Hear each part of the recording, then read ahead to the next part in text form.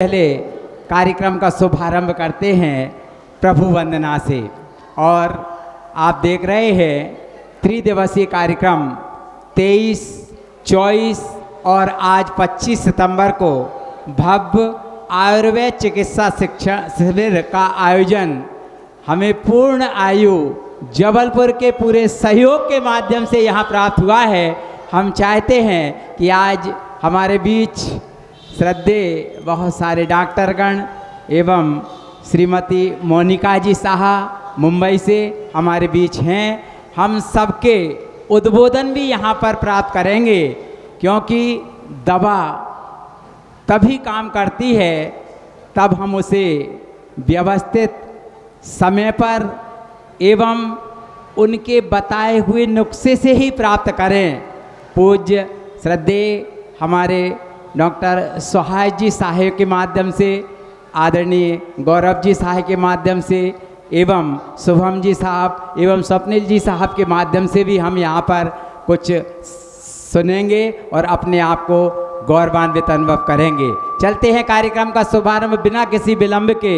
मैं बहुत आदर के साथ आमंत्रित कर रहा हूँ मुंबई से पधारी चर्म रोग विशेषज्ञ डॉक्टर मोनिका जी साह। वर्तमान शासन नायक महावीर स्वामी की, संत शिरोमणि आचार्य गुरुवर्षि विद्यासागर जी महामुनि राज की, परम पूज्य 108 अक्षय सागर जी महाराज की, समस्त मुनि संघ की। एक छोटा सा मंगलाचरण। छिपा लो यूं मन में भक्ति मेरी की, जैसे मंदिर में लो दिए की। छिपा लो यूं मन में भक्ति मेरी की, जैसे मंदिर में लो दिए की। तुम अपनी चरणों में रख लो मुझको, तुम्हारे चरणों की धूल हूँ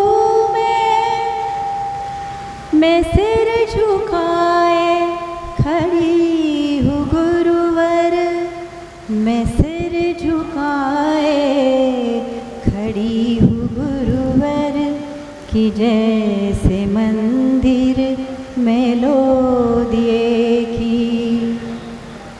ये सच है जीना था पाप तुम बिन, ये पाप मैंने किया था अब तक, मगर हृदय में छवि तुम्हारी, मगर हृदय में छवि तुम्हारी कि जैसे मंदिर में लो दिए की।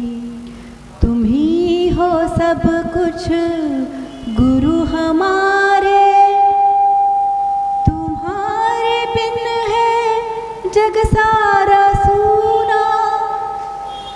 हमारी भक्ति स्वीकार करना, हमारी भक्ति स्वीकार करना कि जैसे मंदिर में लो दिए की। छिपा लो यूं मन में भक्ति मेरी कि जैसे मंदिर में लो दिए की जैसे मंदिर में लो दिए की। नमोस्तु नमोस्तु। कितना अच्छा मंगलाचरण श्रद्धेय डॉक्टर मोनिका जी ने किया जोरदार तालियों से, क्योंकि डॉक्टर सुहास जी साहेब गुना के लिए नए नहीं हैं। जब वर्ष 2013 में आचार्य गुरुवर विद्यासागर जी महाराज के आशीर्वाद से परम पूज्य मुनि पुंगव श्री सुधा सागर जी महाराज का अमृत वर्षा योग हुआ था, उसमें आप शिवरार्थी के रूप में आए थे और आपने पूरे 10 दिन तक 10 दिनों में वो धर्माराधना की, शांति धारा की एवं ऐसा पुण्य अर्जित किया, उसके वजह से पूर्ण आयु में आप भले ही मुंबई में हो, लेकिन गुरुवर का आशीर्वाद आपको मिलता ही रहता है। चाहता हूँ कि उनका चित्र के दीप प्रज्वलन के पहले अनावरण और दीप प्रज्वलन करने का सौभाग्य हम चाहते हैं कि पूरी टीम जो पूर्ण आयु से यहाँ पर पधारी है, डॉक्टर सहाय जी साहब, डॉक्टर मोनिका जी, स्वप्निल जी सिंघई साहब एवं डॉक्टर गौरव जी साहब, डॉक्टर सौरभ जी जैन एवं पूरी टीम को मैं बहुत आदर के साथ अध्यक्ष जी, कोषाध्यक्ष जी, उपाध्यक्ष जी सभी से अनुरोध करता हूँ, हमारे विकास भैया एवं लोकेंद्र जी जो कि लाल पैथोलॉजी की पूरी टीम को लेकर पधारे हैं, वह भी पधारें और पधार कर विद्यासागर नाम हमें प्राणों से भी प्यारा है, विद्यासागर नाम बस एक यही नाम हमरे से भी प्यारा है, विद्यासागर नाम। बोलो आचार्य गुरुवर श्री विद्यासागर जी महाराज की। हमारे पूरी टीम कृपया साथ दान करने का सौभाग्य प्राप्त करें। बहुत दिनों से भटक रहे हैं हे जिनवाणी मैया, एक तुम ही हो शरण हमारी, पार लगा दो नैया। जन्म दुख मेट दो, दुख मेट दो, जन्म दुख मेट दो, मरण दुख मेट दो, जिनवाणी जग मैया, जन्म दुख मेट दो। बोलो द्वादशांग जिनवाणी माता की। दंडक श्रावकाचार्य ग्रंथ के माध्यम से हमको थोड़ा सा विषय को छुआ था कि हमको कैसे खाना चाहिए, कैसे बैठना चाहिए, कैसे चलना चाहिए और कैसे हमको इस रोग के निदान में भोजन आदि पर कैसा व्यवहार करना चाहिए।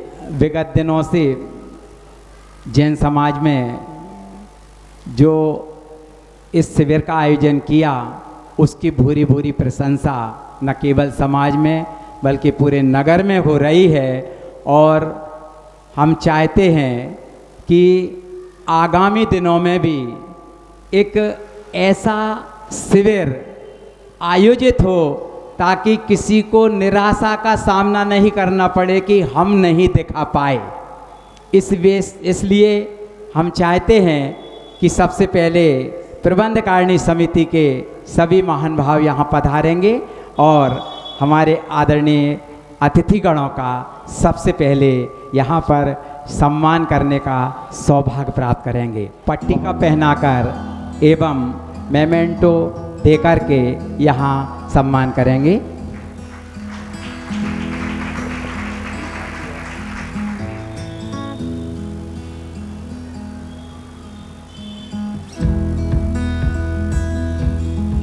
यहाँ सम्मान हो रहा है और आपको क्या करना है ये आप जानते हैं। इनके माथे पे तिलक लगाओ, इनके गले में माला पहनाओ,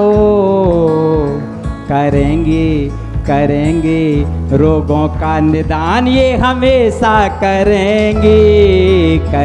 मैं डॉक्टर गौरव जी के बारे में बताऊं, आचार्य श्री ने एक हाइकू भी डॉक्टर गौरव सर के लिए सुनाया था। वो कल रिकॉर्डिंग मैंने सुनी, बहुत ही आचार्य श्री प्रेम रखते हैं डॉक्टर गौरव जी से, विशेष आशीर्वाद है। कृपया जोरदार तालियां आदरणीय डॉक्टर साहब के सम्मान में बजाएं। सर प्राचार्य सर हमारे बीच उपस्थित हैं, आइए sir.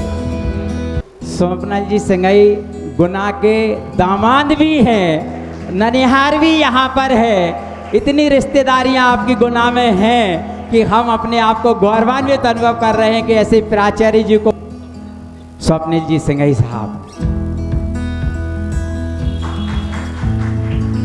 Saurabh ji Jain medicine specialist हैं जो कि पूर्ण आयु में बहुत कार्य कर रहे हैं। गुना के ही निवासी धरनावदा सराहना करते हैं। लोकेंद्र जी साहब 60% डिस्काउंट देकर के आपने पैथोलॉजी का कार्य किया है। जोरदार तालियों से हम उनकी भावनाओं का स्वागत करते हैं।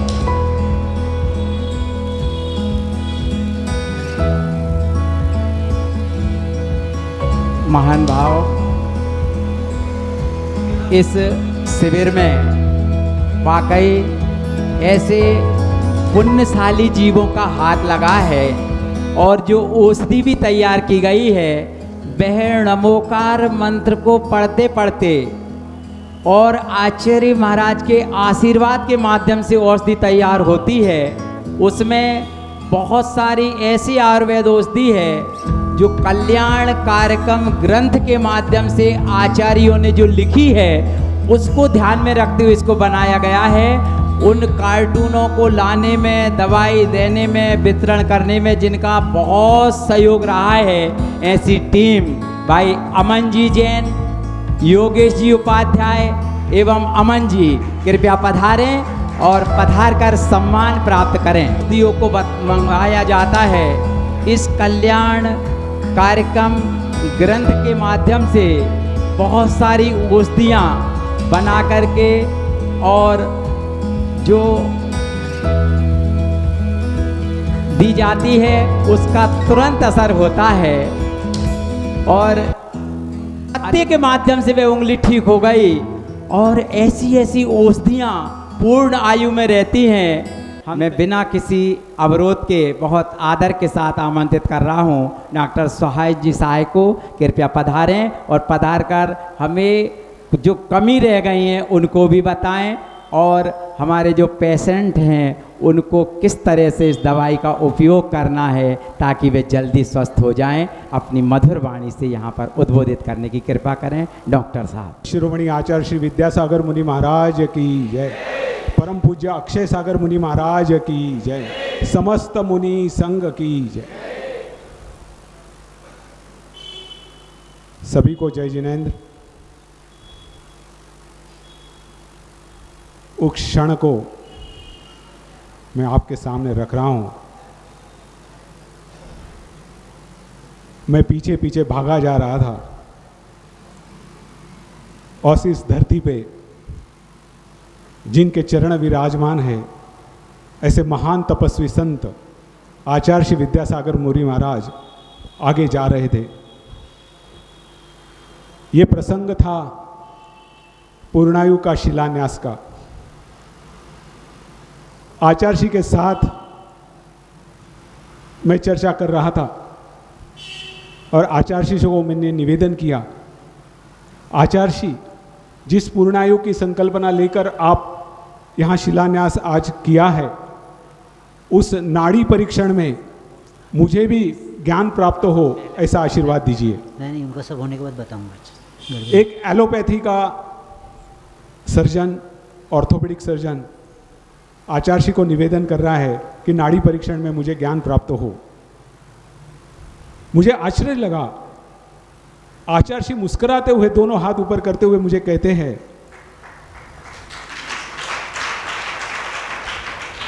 कि आप तो चंद दिनों में ही इस विज्ञान में निष्णात हो जाओगे। तब मुझे ये विश्वास नहीं हुआ कि आयुर्वेद में मैं कुछ कर पाऊंगा। पूरी जिंदगी एलोपैथी में गई, 30 साल की प्रैक्टिस मैंने एलोपैथी में की और अभी आयुर्वेद में मैं कैसा प्रवेश कर पाऊंगा। पर ये कहा जाता है जिसके पीछे गुरु का आशीर्वाद हो तो सभी संकल्पनाएं साक्षात हो जाती है, सभी कठिनाइयां दूर हो जाती है। हम ये मर्म चिकित्सा क्या है जानते नहीं थे। मर्म शब्द ही पहली बार हमने आचार्य जी के माध्यम से सुना। हमें कुछ पता नहीं था ये मर्म चिकित्सा क्या है। केवल श्रद्धा थी कि आचार्य जी कह रहे तो हमें आगे बढ़ना है। पंचम काल में, चतुर्थ काल जैसे गुरुकुल में जाकर, जंगल में रहकर हमने ये मर्म चिकित्सा सीखी। भारत के सबसे प्रसिद्ध मर्म चिकित्सक डॉक्टर सुनील जोशी जो हरिद्वार में है, उनके पास भी हम रहे और उनसे भी हमने ज्ञान प्राप्त किया। आज इस शिविर में बहुत लोगों को आश्चर्य होता होगा कि एक ऑर्थोपेडिक डॉक्टर कैसे ट्रीटमेंट कर रहा है। हम पेशेंट के कंप्लेंट सुनते ही कौन से मर्म बिंदु में हमें प्रहार करना है हम समझकर उसी बिंदु को पकड़ के उसको प्रेशर देते थे, और उस बिंदु को टच करते ही कितनों ने अनुभव किया होगा कि उनका दर्द नष्ट हो गया। मर्म चिकित्सा प्राचीन आयुर्वेदिक पद्धति है और जिसकी पहचान आज के समाज के लोगों को नहीं है। बहुत कम लोग जानते हैं कि ये चिकित्सा क्या है। इसको स्पर्श चिकित्सा के नाम से भी जाना जाता है। हजारों साल पहले भारत में नालंदा यूनिवर्सिटी में कुमार भृत्य करके ऋषि हो गए, जिन्होंने नालंदा में इसका शिक्षण लिया और वो उसमें तज्ञात हो गए और उन्होंने बहुत शिष्य तैयार किए। राजा अशोक, राजा बिंबिसार, ऐसे महान महापुरुष इस मर्म चिकित्सा में प्रख्यात शिष्य थे कुमार भृत्य के, जिन्होंने 15,000 से ऊपर मर्म चिकित्सा से होने वाले चमत्कारों को लिखित रूप में लिखा है। यह मर्म चिकित्सा महान है।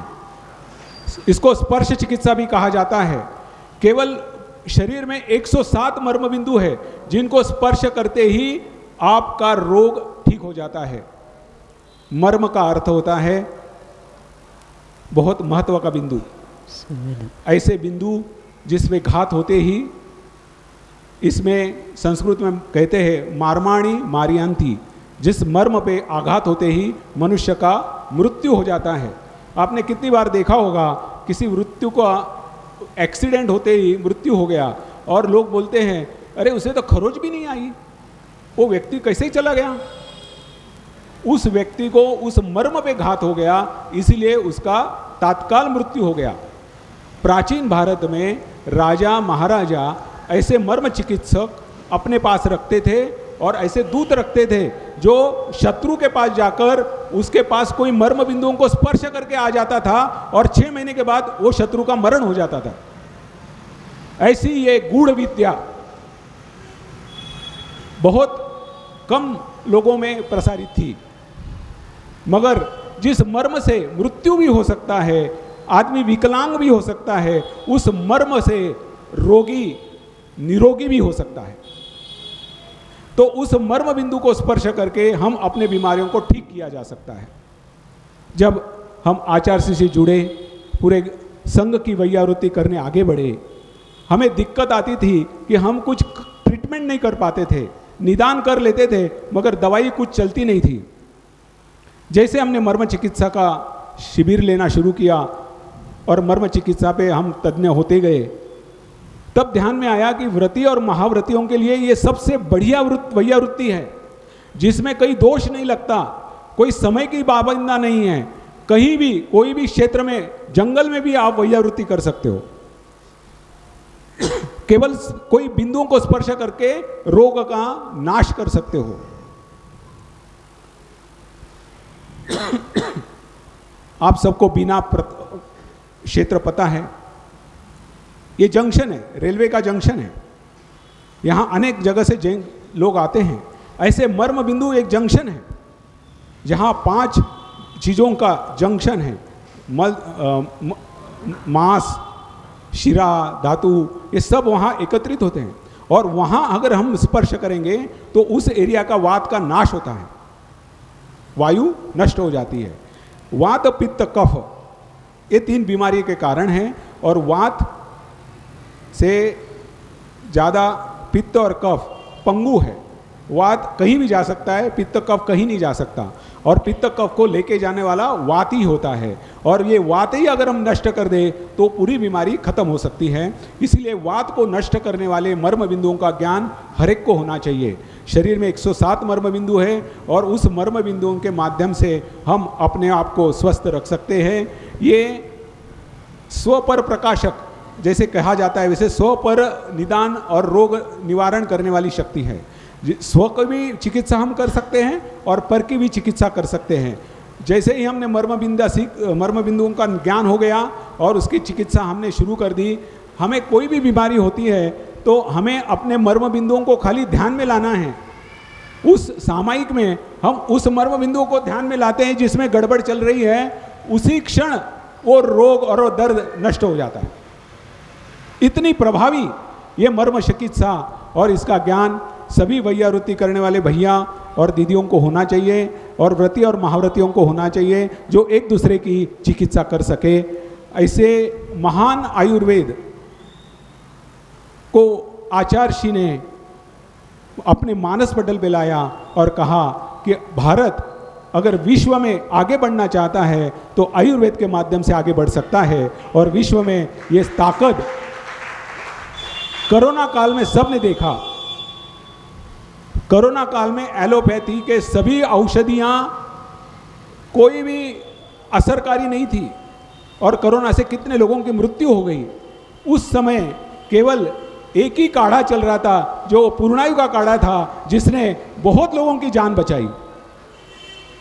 पूरे भारत में पूर्णायु का काढ़ा चला और पूर्णायु की दवाइयाँ चली। जिस प्रकार आयुर्वेद के माध्यम से अपने इम्यूनिटी को अपन स्ट्रांग कर सकते हैं, बहुत कुछ कहने जैसा है। समय की पाबंदी है, महर्षि को भी हमें सुनना है और आगे वक्तों को भी सुनना है। हमारे पैम्पलेट में आपने देखा होगा बहुत कुछ नुस्खे लिखे हुए हैं। वो नुस्खों को आप अपने घर के लोगों के लिए भी यूज़ कर सकते हैं, अपने लिए भी यूज़ कर सकते हैं। जैसे एक दो नुस्खे मैं बताता हूँ। सर्वाइकल स्पॉन्डिलोसिस, गर्दन के दर्द की बीमारी बहुत लोगों को है।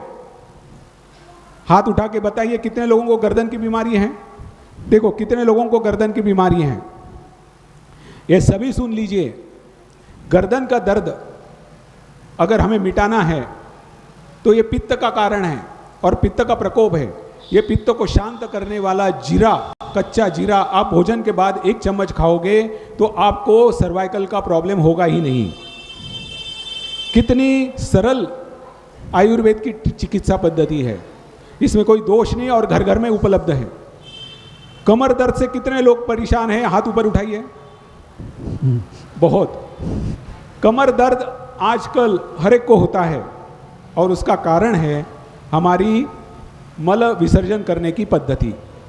हम प्राचीन भारतीय पद्धति को भूल गए और एडवांस पद्धत, कमोड पद्धत यूज करते हैं। पैर में सेंटर में पिंडरी में एक मर्म बिंदु है, उसका नाम इंद्रबस्ती। उसको दबाने से मलमूत्र विसर्जन बढ़िया हो जाता है, मगर उसमें प्रेशर कब आएगा? जब आप भारतीय पद्धति से उसका प्रयोग करोगे। आप अगर कमोड में बैठोगे तो उसके ऊपर प्रेशर आता ही नहीं है। इसीलिए सभी आज के आधुनिक पद्धति को पालन करने वाले लोगों में कब्ज की बीमारी है। और आप ये जानते हो, आयुर्वेदाचार्य यहाँ बैठे वो भी बताएंगे कि अगर पेट साफ नहीं है और कब्ज की बीमारी है तो उस रोगी को अनेक रोग होने वाले हैं, बहुत रोग होंगे उसको। क्यों? क्योंकि उसकी सिस्टम खराब हो गई है। तो इस प्रकार हम भारतीय पद्धति से इस कब्ज का नाश कर सकते हैं। और कमर दर्द का मेन कारण कब्ज है। अगर पेट साफ नहीं हो तो कमर दर्द ठीक नहीं होता। तो कमर दर्द सही करने के लिए और एक औषधि मैं बता रहा हूँ, जिसको मैंने बहुत लोगों को बताया, हर श्रृंगार। मैं तो मानता हूँ ये पेड़ केवल कमर दर्द के लोगों के लिए ही भारत में या विश्व में आया है, क्योंकि इस पेड़ के पत्तों के काढ़े से कितने लोगों की कमर दर्द चली गई। ये वात नाशक है और सायटिका जैसे बीमारियों को ठीक करता है। ऐसे बहुत कुछ चीज़ें आयुर्वेद में छिपे हुए हैं। अभी आपने देखा होगा कि कितने गायों को लंपी रोग हुआ है और कितने गायें लंपी रोग से पीड़ित है। आयुर्वेद का इंद्रायणी नाम का फल है, उसमें जो बीज है वो बीज अगर गाय को खिलाएंगे तो लंपी रोग नष्ट हो जाता है। इस प्रकार बहुत बढ़िया बढ़िया नुस्खे और आयुर्वेद में छिपे हैं। उस आयुर्वेद का महानता सब लोगों के सामने लाने के लिए महाराष्ट्र ने यहाँ शिविर आयुर्वेद का ऑर्गेनाइज किया। सभी लोगों ने उसका फ़ायदा लिया। मैं सभी गुनावासियों से क्षमा चाहता हूँ। व्यस्तता के कारण हमारे से कुछ गलतियाँ हो गई हो, हमसे कई रोगियों का अपमान हुआ हो या किसी को हम देख नहीं पाए तो हमें क्षमा कर दीजिए। जय जिनेन्द्र, नमोस्तु। वाकई आपकी सरलता के लिए हम नतमस्तक हैं, क्योंकि कल चतुर्दशी को आपका निर्जल उपवास था और उस उपवास के बीच भी रात्रि में 8:45 बजे तक लगभग 150 से लेकर 200 पेशेंटों को आपने देखा। ये आपका धार्मिक और आचार्य महाराज के आशीर्वाद का ही प्रतिफल है। हम करतल ध्वनि से आपकी भावनाओं का स्वागत करते हैं। और भगवान महावीर स्वामी की जय। परम पूज्य संत शिरोमणि आचार्य श्री विद्यासागर महाराज की जय। परम पूज्य मुनि श्री अक्षय सागर महाराज की जय। आचार्य संघ की जय।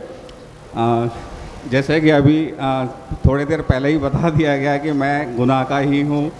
ननिहाल पक्ष से मतलब मैं बचपन से गुना आता रहा हूँ और अब तो मेरी ससुराल भी गुना की है, तो आना जाना लगा रहता है। पर पहली बार मुझे यहाँ पर आकर के महाराज जी थोड़ा आश्चर्य हुआ कि यहाँ तो पूरी समाज ही व्याधियों से ग्रसित है।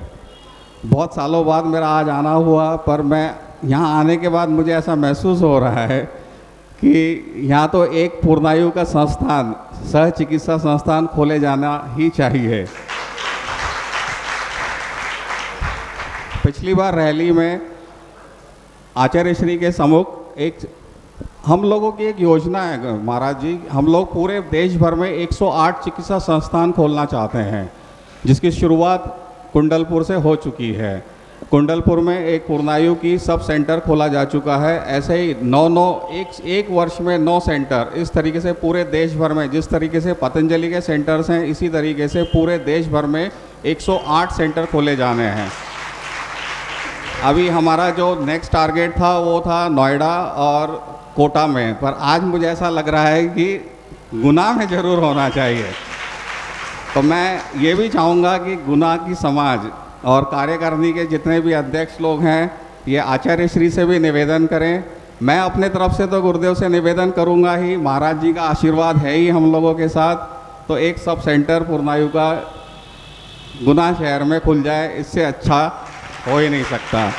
और मेरे लिए भी ये सौभाग्य की बात होगी कि मैं जो कि गुना से ही जुड़ा हूँ, तो गुना में अगर सेंटर खुलेगा तो बहुत अच्छा रहेगा करके।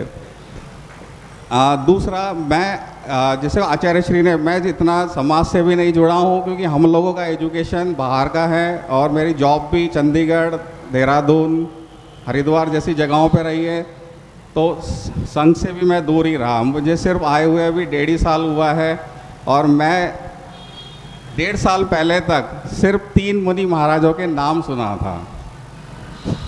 मिलना तो दूर की बात रही। मैं आचार्य श्री विद्यासागर महाराज जी और एक सुधासागर महाराज जी, जिनके प्रवचन टीवी में आते थे, और एक वो तरुण सागर महाराज जी, कड़वे प्रवचन वाले, तो मैं 3 ही महाराज जियों के सिर्फ नाम सुना था। इसके अलावा मैं किसी महाराज जी का नाम तक नहीं सुना था, क्योंकि 11 साल चंडीगढ़ में रहे हैं। चंडीगढ़ में मैंने मुनि महाराजों का इलाज भी किया है, पर नाम क्या? उस एरिया में जनरली महाराज लोग पहुंचते ही नहीं हैं।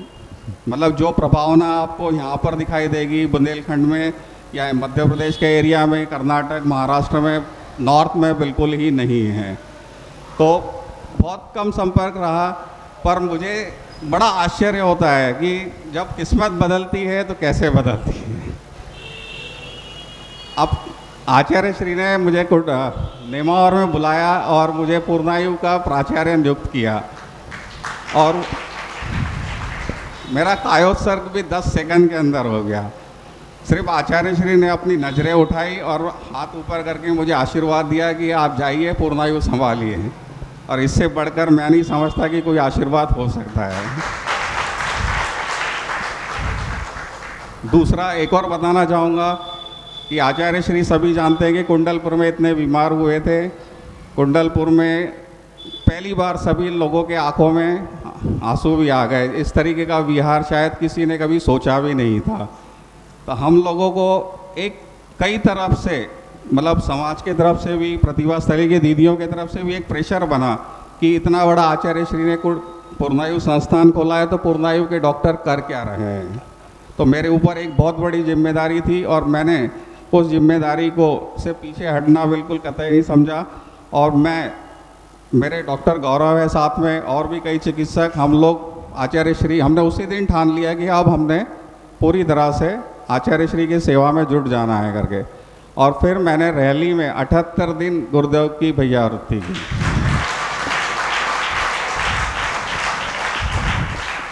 आचार्य श्री स्वयं भी कहते हैं कि हमने अपने जीवन काल में इतनी भैया वृत्ति किसी से नहीं कराई।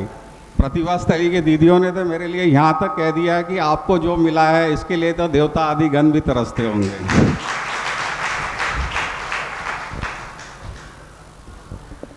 हाँ, इससे ज़्यादा मैं क्या कहूँ, मतलब मेरे लिए एक भावुक पल भी है, क्योंकि मैं आज अपने समाज के बीच में हूँ, अपने परिवार अपने रिश्तेदारों के बीच में हूँ।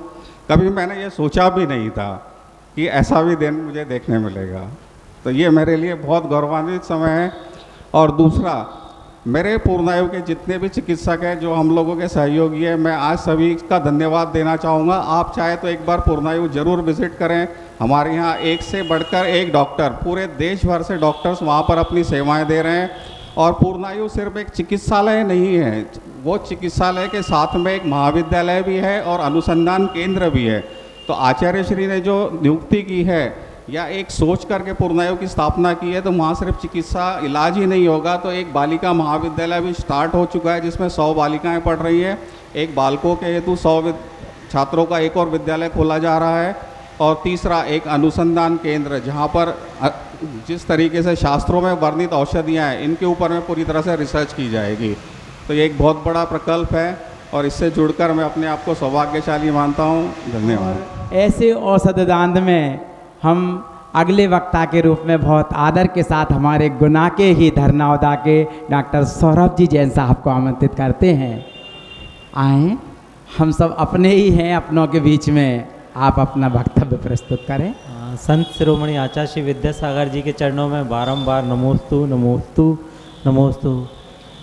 अच्छे सागर जी महाराज जी के चरणों में भी नमोस्तु। मुनि संघ के चरणों में भी मेरा बारंबार नमोस्तु। आचार्य श्री की संकल्पना पूरे भारतवर्ष में नहीं, पूरे विश्व में सभी को आयुर्वेद में बनाना है। उसी के लिए जो अभी स्वप्न सर ने बताया कि पूर्णायु के 108 सेंटर्स हर जगह होने चाहिए, तो उसी के क्रम में जो पूर्णायु महाविद्यालय है, ये ऐसे संभव नहीं है कि हर जगह से हम जो अच्छे अच्छे चिकित्सक हैं, पहले तो ये कोशिश है कि अच्छे अच्छे चिकित्सक बेस्ट से बेस्ट पूर्णायु चिकित्सालय और अच्छे से अच्छे शिक्षक पूर्णायु महाविद्यालय में आए। एक ये कल्पना, और दूसरी कि ऐसे चिकित्सक और चिकित्सक हम निर्माण करें। जैसे एक चिकित्सक अगर 100 रोगियों को ठीक कर सकता है, तो आचार्य श्री की ये कल्पना है कि ऐसे चिकित्सक भी हम निर्माण ही क्यों ना करें। तो इसी के लिए पूर्णायु महाविद्यालय जबलपुर में स्टार्ट हुआ है और आयुर्वेद के लिए विशेष के लिए तैयार हुआ है। तो ऐसे में कुछ ऐसे विद्यार्थी भी पूर्णायु में हैं कि जिन्होंने MBBS छोड़ के आयुर्वेद को अपनाया है, और आने वाला युग भी, इसमें कोई भी भ्रम नहीं है। निश्चित तौर पे आने वाला युग आयुर्वेद का युग है और ये स्वर्णिम युग है। तो आयुर्वेद को जन जन को अपनाना, ये आप सभी से मेरी एक अनुरोध है कि स्वस्थ जीवन होगा तो ही एक अच्छे भारतवर्ष का निर्माण होगा। तो और वो आ सकता है सिर्फ आयुर्वेद से, सिर्फ और सिर्फ आयुर्वेद से। इसी के साथ मैं अपनी वाणी को विराम देता हूँ। धन्यवाद। और साथ में अब एक पक्ष तो ये दूसरा हो गया, और दूसरा कि पूर्णायु से जो चिकित्सक और प्राचार्य और जो हमारी टीम आई है, मैं इनका बहुत बहुत अभिनंदन करता हूँ गुना की ओर से। धन्यवाद डॉक्टर साहब, आपने गुना की तरफ से पूरी पूर्णायु को धन्यवाद दिया है। और एक ऐसी टीम है, जब हम स्वप्निल सर जी को सुन रहे थे, ये ऐसे व्यक्तित्व हैं, इन्होंने अपने साथियों के साथ आचार्य महाराज का 600 किलोमीटर तक बिहार वैयावृत्ति के साथ कराया। उसी का प्रतिफल है कि ये नाड़ी को जब देखते हैं तो आधा रोग तो उनका वैसे ही चला जाता है, क्योंकि पुण्यशाली जीवों का ऐसा ही प्रभाव होता है। मैं बहुत आदर के साथ उन्हें आमंत्रित कर रहा हूँ। पूरे शिविर में सबसे ज़्यादा लाइन लगी रहती थी कि हमें नाड़ी देखने वाले वैद्य जी को दिखाना है। ऐसे दोनों हाथों से नाड़ी देखकर पेशेंट को बताना नहीं पड़ता था कि उनको रोग क्या है, नाड़ी देखकर आप बता देते थे कि आपको क्या ये रोग है। ऐसे डॉक्टर गौरव जी साहा महाराष्ट्र वालों को आमंत्रित करता हूँ, पधारें। और संत शिरोमणि आचार्य श्री विद्यासागर महाराज जी की जय, परम पूज्य अक्षय सागर महाराज जी की जय, मुनि संघ की जय। हमें 3 दिन से गुना के समाज से, जैन समाज से आयुर्वेद के प्रति जितना रुझान मिला वो आज तक कहीं से नहीं मिला था। और इसका श्रेय मैं समाज को तो दूंगा ही, लेकिन आयुर्वेद के प्रति या आचार्य श्री ने जो आयुर्वेद के प्रति अपना कर्तव्य किया था पूर्णायु को खोलकर, लेकिन उसका प्रचार और प्रसार का काम मुनिश्री अक्षय सागर महाराज जी और पूरे संघ ने किया है। इसके लिए फिर से मैं नमोस्तु करूंगा। आचार्य श्री ने आयुर्वेद की संकल्पना हमारे भारतवासियों के लिए क्यों रखी, तो इसके पीछे क्या उद्देश्य हो सकता है। कोई बोले कि कोई अंग्रेज़ी दवाई ख़राब है या आयुर्वेद अच्छी हो सकती है क्या, तो ऐसा नहीं था। आयुर्वेद ही क्यों चुना, तो उसके पीछे था कि हम लोगों को बीमार किसी को बनाना ही नहीं है। आयुर्वेद का प्रयोजन क्या था, तो स्वस्थस्य स्वास्थ्य रक्षणम, मतलब जो व्यक्ति स्वस्थ है उसको उसका स्वास्थ्य हमें टिका के रखना है, उसको स्वस्थ ही रखना है, उसको विकार की तरफ हमें आगे बढ़ने ही नहीं देना है। और इस शास्त्र के अलावा एक कोई भी शास्त्र नहीं बोलता कि स्वस्थ कैसे रहा जाता है। मतलब बहुत सारे शास्त्र है वो बीमारी के बाद सारा रिसर्च करते हैं। आयुर्वेद ऐसा एकमात्र शास्त्र है कि जो बीमारी होने ना दे इसके लिए सारा अपना रिसर्च करता है। क्या आपने कभी कोई डॉक्टर से सुना होगा कि पानी कैसे पीते हैं, खाना कैसे खाते हैं, किस ऋतु में क्या खाते हैं। हम लोग घर से भी देखते हैं कि अगर हमारी मम्मी या दादी कोई मेथी के लड्डू बनाती है तो वो शीतकाल में ही क्यों बनाती है, गर्मी के मौसम में क्यों नहीं बनाती। वो मेथी का तत्व तो हर बार एक ही जैसा रहेगा, मेथी तो एक ही खेती से आएगी, एक ही बार से आएगी, फिर भी वो शीत ऋतु में ही क्यों देना चाहिए। तो आयुर्वेद ये दिनचर्या को भी फॉलो करता है, ऋतुचर्या को भी फॉलो करता है और स्थानिक जगह को भी फॉलो करता है। स्थानिक जगह का मतलब क्या है कि हम लोग अगर महाराष्ट्र से आते हैं या खानदेश से आते हैं तो वहाँ पे तेल सबको सूट करता है, तो वहाँ पे खाने में तेल ज़्यादा होता है। दक्षिण में आप जितना भी जाओ तो सरसों का तेल भी मिलेगा, आपको तिल तेल भी मिलेगा, नारियल तेल भी मिलेगा। वही अगर हम बुंदेलखंड में आते हैं, एमपी साइड, राजस्थान आते हैं तो यहाँ पे सबसे ज़्यादा घी सबको अच्छा लगता है, पचता भी है। हम लोग अगर नारियल तेल अगर हम अनूप देश में जाके खाएंगे तो वो अच्छा रहेगा, लेकिन वही अगर एमपी में नारियल तेल से कोई सब्जी बनाएंगे तो किसी को सूट नहीं होगी। यही बात है ना, अगर हम लोग यहाँ के घी खाए सिर्फ तो शायद हमें भी वो रुचिकर नहीं होगा। तो आयुर्वेद इस सिद्धांत को भी मानता है कि देश काल और आपकी जगह, किस जगह से आप हो, इतना सूक्ष्म विचार ये सिर्फ आयुर्वेद ही कर सकता है। आयुर्वेद के बारे में अगर जाने तो दिनचर्या तो बताते हैं कि सुबह कितने बजे उठना चाहिए। ऐसा नहीं बताया जाएगा कि आप 10 बजे उठो, 12 बजे उठो। तो ब्राह्मे मुहूर्ते उत्तिष्ठे, मतलब क्या, सूरज उगने से एक प्रहर पहले ही हम लोगों ने उठ जाना चाहिए। अगर हम वो चीज़ फॉलो नहीं करते हैं तो बीमारी तो होगी ही। और उसके बाद दवाई कितना टाइम खाना पड़ेगा, तो दवाई हमें हमेशा के लिए खाना पड़ेगा। तो हम अगर दिनचर्या को फॉलो करते हैं, ऋतुचर्या को फॉलो करते हैं, मतलब वही मेथी का लड्डू हम ठंड में खाएंगे, गर्मी में खाएंगे तो छाले ही पड़ेंगे। तो इतना सूक्ष्म विचार आहार के साथ, जल के साथ, वेगों के साथ, ये सिर्फ आयुर्वेद ही बताता है। जल का नियम बहुत सिंपल, एक ही लाइन में, 2 लाइन में एक श्लोक बताया गया है कि अजीर्णे भेषजम वारी, वारी यानी जल। हमें अगर अजीर्ण होता है, अपच होता है, तो उसके बाद आयुर्वेद बोलता है कि आप दूसरी बार खाना ही नहीं खाओगे, भले आपको उपवास करना पड़े, उसके सिर्फ जल उपवास करना है। जब तक पहला आहार नहीं पचता है तब तक आपको दूसरा आहार खाना नहीं है। अगर आप खाएंगे तो वो अपक्व आहार रहेगा, अपक्व आहार होगा वही सारे व्याधियों का कारण बनेगा। अजीर्णे भेषजम वारी जीर्णे वारी बलप्रदम, तो पानी कब पीना है? अगर आहार आपका पूरा पच गया तो उसके बाद आप पानी डाल सकते हो। जैसे होता ना कि एक चूल्हे पे किसी ने दूध या चाय कुछ भी चीज़ या सब्जी रखी पकाने के लिए, उसके बीच में ही हमने अगर उसमें पानी डाल दिया तो अग्नि बुझ जाएगी। अग्नि बुझेगी तो उसके बाद आम बनेगा और सारे कोलेस्ट्रॉल जैसे और अन्य कई सारी बीमारियां वही टॉक्सिन्स के रूप में हमारे शरीर में आ जाएगी। तो अजीर्णे भेषजम वारी जीर्णे वाली बरप्रदम, मतलब अगर आपको बल चाहिए तो आपको भोजन के बाद ही पानी पीना है। उसमें बोला है कि भोजन के मध्य में अगर पानी लिया तो वो अमृत के समान रहेगा। आजकल हम क्या करते हैं कि भोजन के बीच में हमने पानी पीना ही छोड़ दिया है। तो भोजन के बीच में अगर हम पानी लेंगे तो उससे वो अमृत जैसा काम करेगा। और भोजनांते विषप्रदम, मतलब आपने तुरंत भोजन किया और तुरंत पानी डाल के अगर आपने उस अग्नि को बुझा दिया तो वो अग्नि उसको पचा नहीं पाएगी। तो भोजनांते विषप्रदम, तो क्या इतना सूक्ष्म विचार कोई दूसरा साइंस कर सकता है आयुर्वेद के प्रति?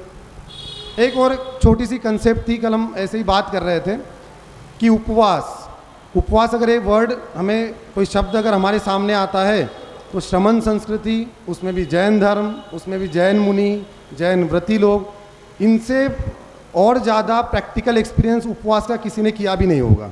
सबसे ज़्यादा अगर उपवास आज भारत देश में भी अगर देखते तो सबसे ज़्यादा उपवास कौन करेंगे? तो सारे जैन महाव्रती या मुनिचर्या में। इस उपवास से भी क्या चिकित्सा हो सकती है क्या? तो आयुर्वेद में भी अग्नि को सिद्धांत मान के उपवास करना ही, अग्नि को प्रदीप्त करना, ये पहली चिकित्सा बताई गई है।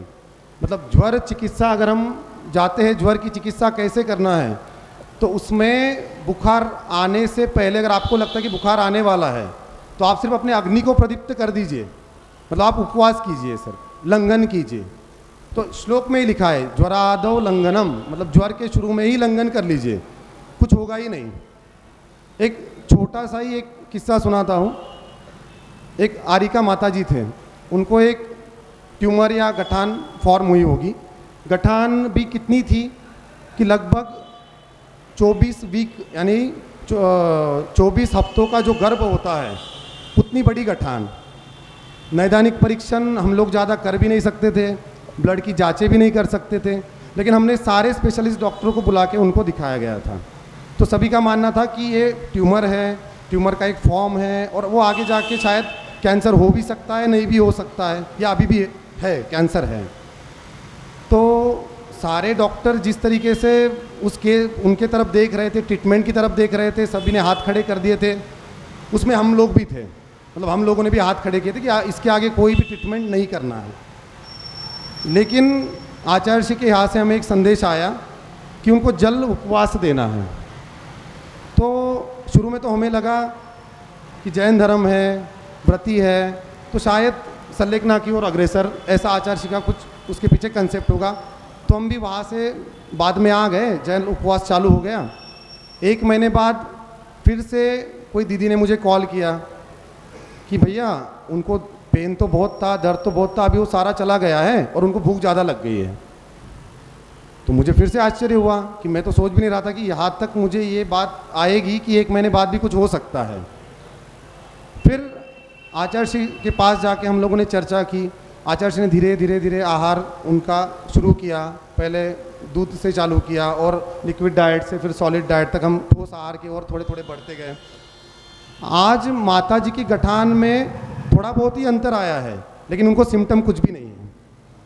तो हम लोग ये शुरू से देखते आ रहे हैं कि हम लोग जो ग्रंथों में पढ़ते हैं क्या वो हम प्रैक्टिकल में कर सकते हैं क्या? और आज तक हमने ये कोई कॉलेज में नहीं सीखा था, ना कोई हॉस्पिटल में देखा था कि 1 महीने तक भी जल उपवास से इतना बड़ा फायदा हो सकता है। आचार्य जी तो उपवास के ऊपर आचार्य जी किताब के बारे में बहुत बार बोलते हैं। बहुत सारे ऐसे लोग होंगे कि उनको उपवास चिकित्सा पे आचार्य जी ने किताबें दी गई हैं। तो हम लोग चाहते थे कि क्या ऐसा हो सकता है, और ये क्या बाहरी लोग इस चीज़ को मानेंगे क्या कि सिर्फ उपवास से ही ट्रीटमेंट हो सकता है? तो हमें वो चीज़ जब हमने तलाश किया तो हमें और ज़्यादा आश्चर्य का धक्का लगा धक्का इस बात का लगा कि लंघन के ऊपर, उपवास के ऊपर एक जापानीज साइंटिस्ट को नोबेल प्राइज पुरस्कार मिल चुका है 2016 में। उनको भी मिला है, वो भी मेडिसिन फैकल्टी से। मतलब एक मेडिसिन फैकल्टी से नोबेल प्राइज बहुत कम बार मिला है, वो भी उन्होंने बिना मेडिसिन के सिर्फ उपवास से सेल हमारी रीजनरेट कैसे होती है, नए से उत्पन्न कैसे करती है, उसकी कार्य क्षमता कैसे बढ़ती है, उन्होंने अपना पूरा जीवन इस लंघन पे दिया और उसके कारण उनको नोबेल पुरस्कार मिला। तो हम लोग और हमारा शास्त्र, हमारा धर्म, हमारे धर्म ग्रंथ, ये तो बरसों से कहते आ रहे हैं, सिर्फ हम लोग उस पर विश्वास नहीं करते कि क्या ऐसा हो सकता है क्या। जैसे आयुर्वेद है, तो बहुत सारे रुग्ण तो महाराष्ट्र में तो इतना पता है कि आयुर्वेद के लोग सर्जरी करते हैं। एमपी में हर पेशेंट के सामने एक क्वेश्चन आता है कि क्या वो डॉक्टरों से पूछते हैं कि क्या आयुर्वेद के लोग भी सर्जरी करते हैं क्या। तो हम लोग भी ये बोलना चाहेंगे कि पूरे विश्व में अगर सर्जरी का स्थान अगर निश्चित किया गया या सर्जरी की शुरुआत की गई है तो वो सुश्रुत महर्षि द्वारा की गई थी, और उसका प्रैक्टिकल अप्रोच भी शिवाजी महाराज के समय एक युद्ध में किसी अंग्रेज का जब कान काटा गया और उसको जब सिया गया तो उसके बाद सभी को पता चला कि प्लास्टिक सर्जरी होती क्या है। ऐसे ही सारी शल्य क्रियाएं सुश्रुत ग्रंथ से ही आज आधुनिक में भी हो रही है। हर चीज़ उसमें, फ्रैक्चर भी है उसमें, हर ऑपरेशन भी है, पाइल्स भी है, भगंदर भी है, फीचर भी है, सारे ऑपरेट्स हैं। तो हम लोगों को ये सोचना चाहिए कि आयुर्वेद क्या ये ऐसा शास्त्र है कि जो हमें हर तरीके से अपनी मदद कर सकता है और हम कितना उसको फॉलो कर सकते हैं। लेकिन हर चीज़ के पीछे गुरु द्वारा आशीर्वाद और आश्वासन की आवश्यकता होती है। मैं खुद भी आयुर्वेद में आया तो शुरुआती पीरियड में महाराष्ट्र से बिलोंग करता हूँ, वहाँ सिर्फ कम महाराज जियों मुनियों का विहार होता है, उसमें ही अक्षय सागर महाराज जी थे, उनका संग भी था, उनसे भी जुड़ना हुआ आयुर्वेद के प्रति, और मेरी रुचि थी और उससे कई ज़्यादा रुचि महाराज जी द्वारा बढ़ाई गई। उसी क्षेत्र में बहुत सारे बच्चे ऐसे हैं कि जो उस समय में भी आते थे कि क्या हम इस पैथी में चले जाएं, तो महाराज जी पहले से बोलते थे कि आप आयुर्वेद में कुछ करिए। और आज मैं पूर्णायु में भी आया तो अक्षय सागर महाराज जी के द्वारा ही मैं पूर्णायु तक वहाँ पे पहुँचा, और आगे भी चाहूँगा कि पूर्णायु में सेवा देता रहूँ। मैं और भी बच्चों को बोलूँगा कि आप अपने बच्चों को भी आयुर्वेद के प्रति आगे बढ़ाइए, क्योंकि हम लोग स्पेसिफिक जैन धर्म से आते हैं, श्रमण संस्कृति से आते हैं, उसका पैसा तो हमें हर बार मिलेगा। हर ऐसा कोई व्यवसाय नहीं है कि जो हर चीज़ देता है। आयुर्वेद के प्रति एक श्लोक आता है कि आयुर्वेद से हम जीवन कैसे जी सकते हैं। तो बहुत पहले आयुर्वेद के पहले वर्ष के कक्षाओं के छात्रों को ये श्लोक पढ़ाया जाता है। उसमें लिखा है कि आयुर्वेद से हम जीवन यापन कैसे करते हैं। तो उसमें श्लोक का पहला अर्थ है क्वचित धर्म है ही। हम लोग खुद आज ट्रीटमेंट कर रहे हैं, वैयारुक्ति कर रहे हैं, उसमें धर्म तो अपने आप हो रहा है। क्वचित अर्थ, अर्थ का मतलब है कि हाँ, हम ऐसा नहीं है कि उसमें पैसा ही नहीं मिलता, अर्थ भी है। क्वचित मैत्री, समझ लीजिए धर्म नहीं हुआ, अर्थ भी नहीं मिला, तो किसी से मैत्री तो हो जाती है चिकित्सा करते समय। क्वचित धर्म, क्वचित मैत्री, क्वचित अर्थ, क्वचित यश। कुछ कुछ लोग बहुत फेमस हो जाते हैं हर जगह पे, तो आप ये तीनों चीज़ें भी नहीं मिले तो क्वचित यश मिलेगा आपके बच्चों को। यश भी नहीं मिला, क्वचित धर्म, क्वचित मैत्री, क्वचित यश, कर्माभ्यास क्वचित चेती, चिकित्सा नास्ति निष्फला।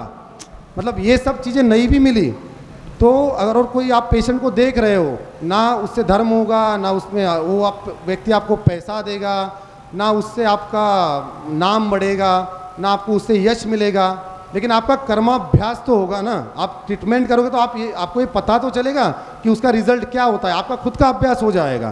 कर्माभ्यास क्वचित चेती, चिकित्सा नास्ति निष्फला, वो निष्फल हो ही नहीं सकती। तो हम अपने सिर्फ जॉब से रिलेटेड नहीं तो करियर रिलेटेड भी हम आयुर्वेद क्षेत्र में कैसे देख सकते हैं। और इसी श्लोक के साथ जब प्रतिभा स्थली का निर्माण हुआ, बच्चे 12वीं तक एकदम सुसंस्कृत हो गए, तो उसके बाद क्या किया जाना चाहिए। तो बहुत सारी अलग पैथी भी है, इंजीनियरिंग है, बहुत सारे कोर्सेस है। तो आचार्य जी ने बोला कि नहीं, भारतीय संस्कृति का आयुर्वेद ही उनका करियर आगे होना चाहिए, मतलब जो सबसे अच्छे बच्चे होंगे वही आयुर्वेद करियर में आएंगे। तो फिर एक दो बातें आई कि आयुर्वेद में बच्चे तो MBBS को जाना चाहेंगे, इंजीनियरिंग IIT को जाना चाहेंगे, तो आयुर्वेद के प्रति अच्छे बच्चे तो आएंगे नहीं। तो आपको आश्चर्य होगा कि जो IITian बच्चे हैं, जो उनको अच्छा पैकेज है, और उनको आचार्य श्री ने बोला कि आपको नीट की CET देना है, और उन्होंने नीट की CET दी, और आयुर्वेद में जो काउंसलिंग होती है वो पूरे स्टेट में फर्स्ट आए। ब्रह्मचारी भैया लोग हैं, तो सारे ब्रह्मचारी भैया लोग अब आयुर्वेद के प्रति गए, वो खुद एक IITian हैं।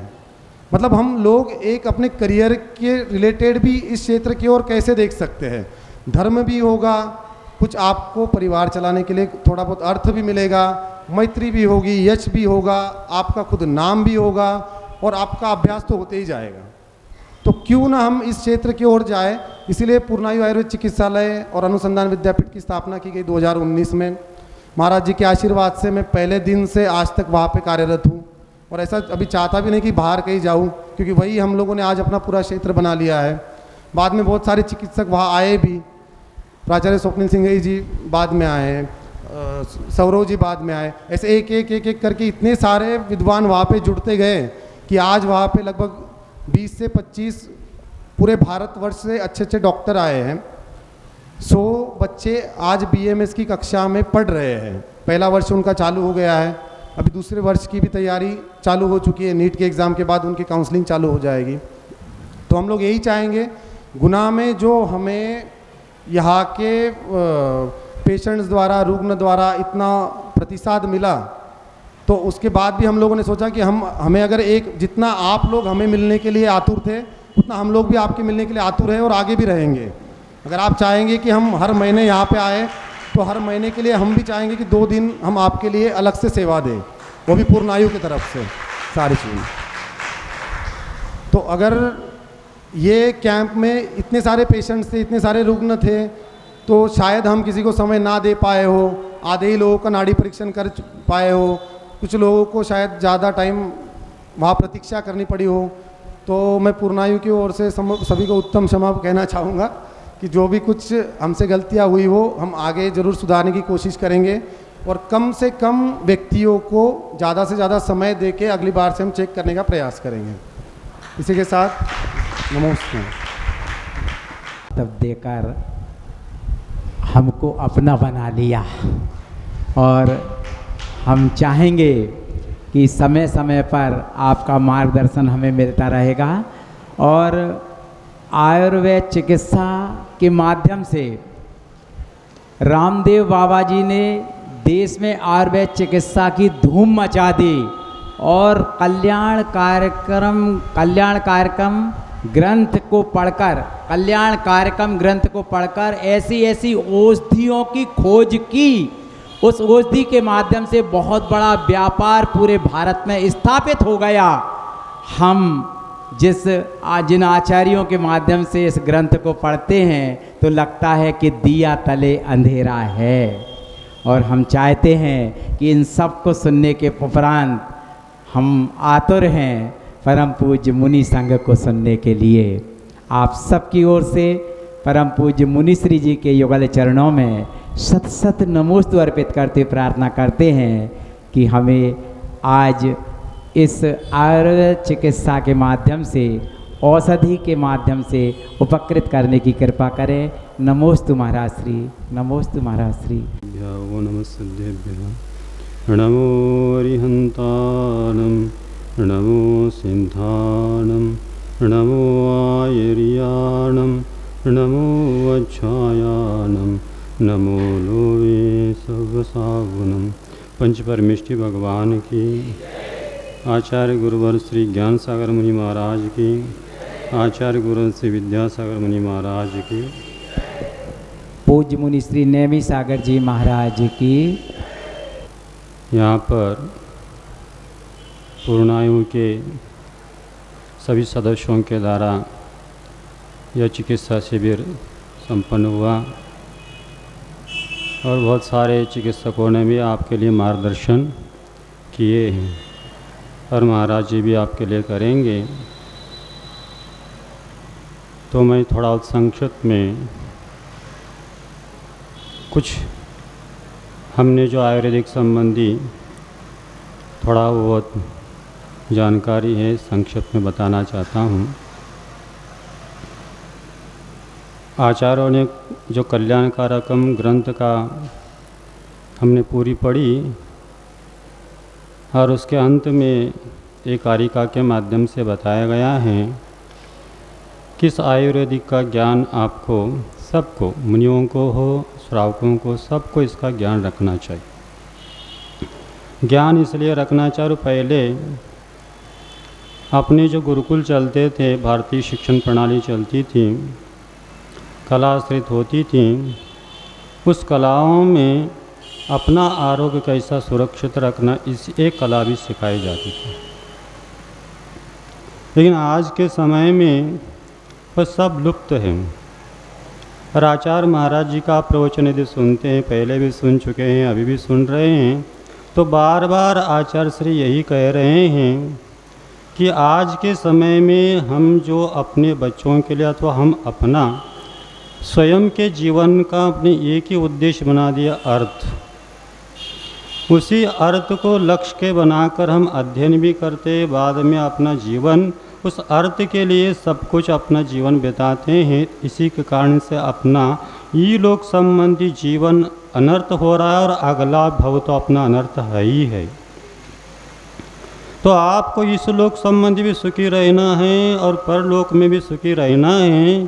तो आपके लिए सबसे बड़े आयुर्वेदिक आचार्यों ने कहा है, धर्म अर्थ काम मोक्षाणाम आरोग्यम उत्तमम मूलम।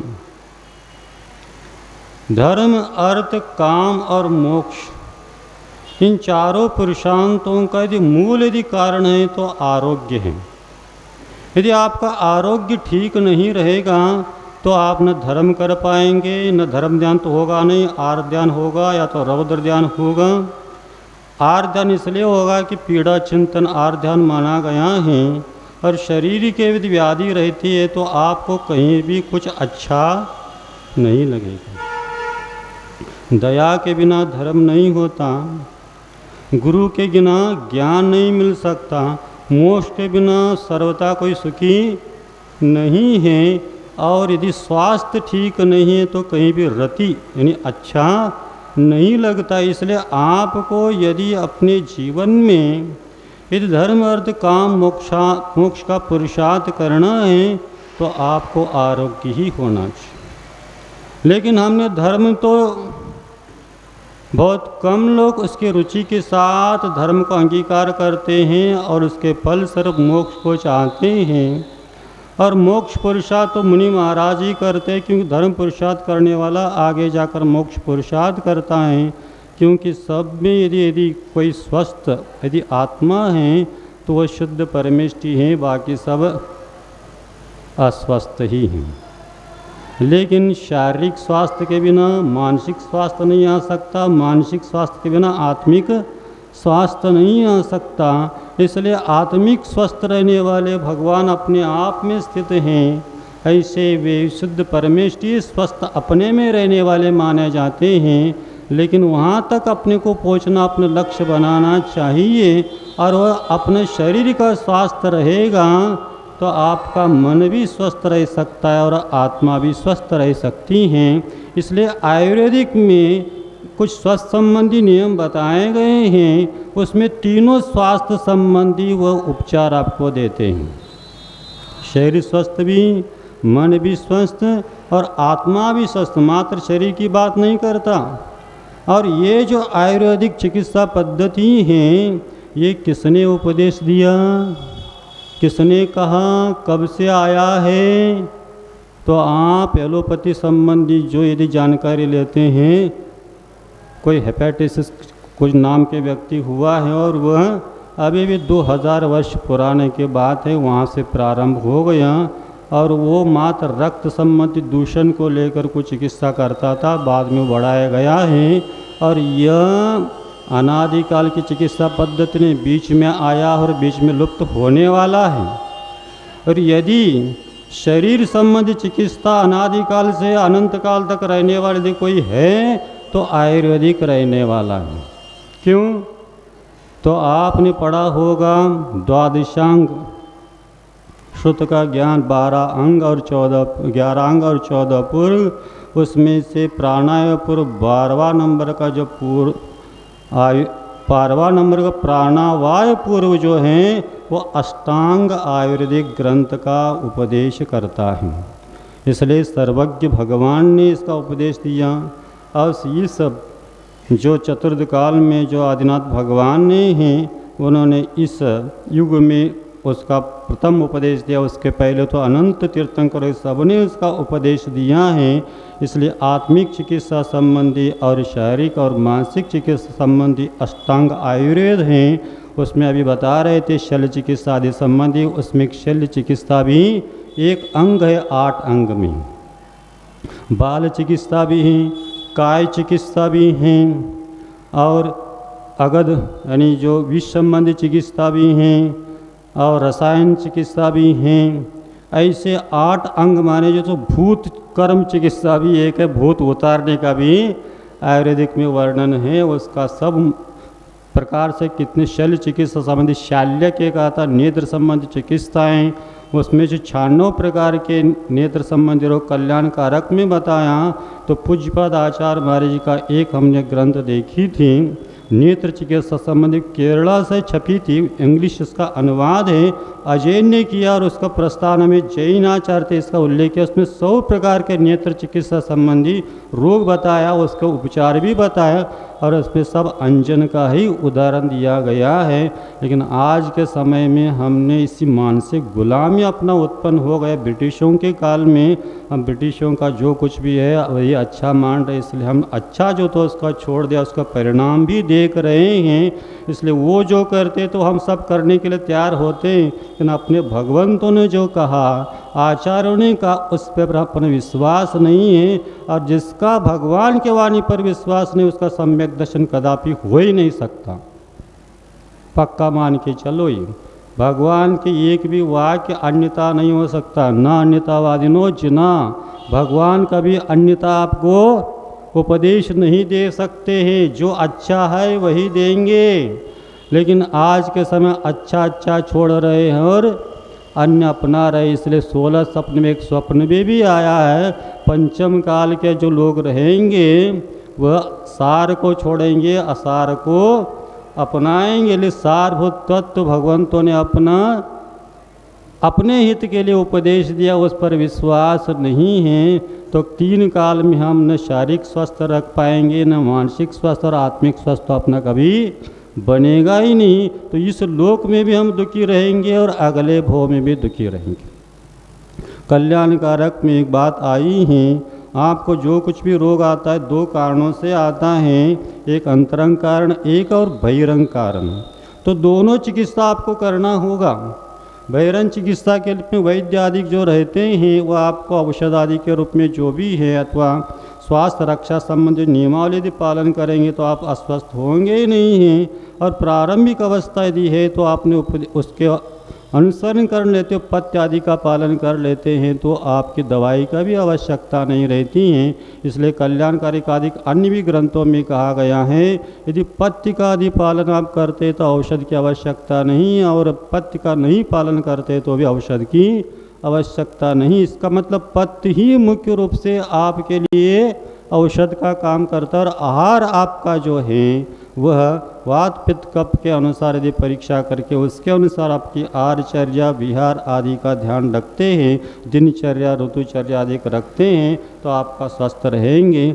और ये एकमात्र आयुर्वेद का अर्थ क्या होता है? आयु का मतलब 5-10 प्रकार के जो प्राण है उसमें आयु मुख्य प्राण माना गया है।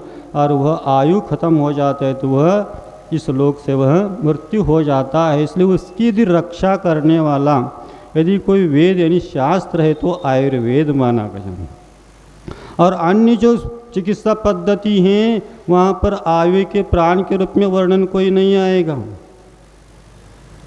तो स्वास्थ्य रक्षा संबंधी उपाय का कोई वर्णन नहीं आएगा, और जो आएगा मात्र चिकित्सा संबंधी औषध आएंगे और रसायन ही आएंगे।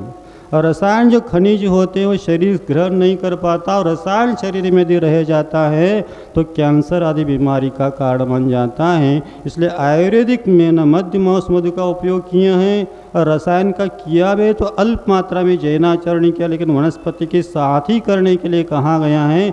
और अधिकतर वनस्पति संबंधी यहाँ पर पूरे के पूरे जो तत्व रहते हैं उसी के माध्यम से करते हैं। इसलिए ये बिल्कुल अहिंसक है, किसी जीवों पर प्रयोग भी नहीं किया जाता, और किसी प्रकार का आपके लिए हानिकारक वह नहीं होता। इसलिए ये सब दृष्टि से देखा जाए तो आपका धर्म की रक्षा हो, आपकी अर्थ का भी रक्षा हो, और आपका शरीर की भी रक्षा हो, तो ही आप क्या हो सकते हैं, सुखी रह सकते हैं। इसलिए ज्ञान सागर महाराज ने पवित्र मानव जीवन में एक दो बातें बताई, उसको बताकर पूर्ण करना चाहता हूँ। उसमें कहा मनोनियंत्रण सात्विक आहार,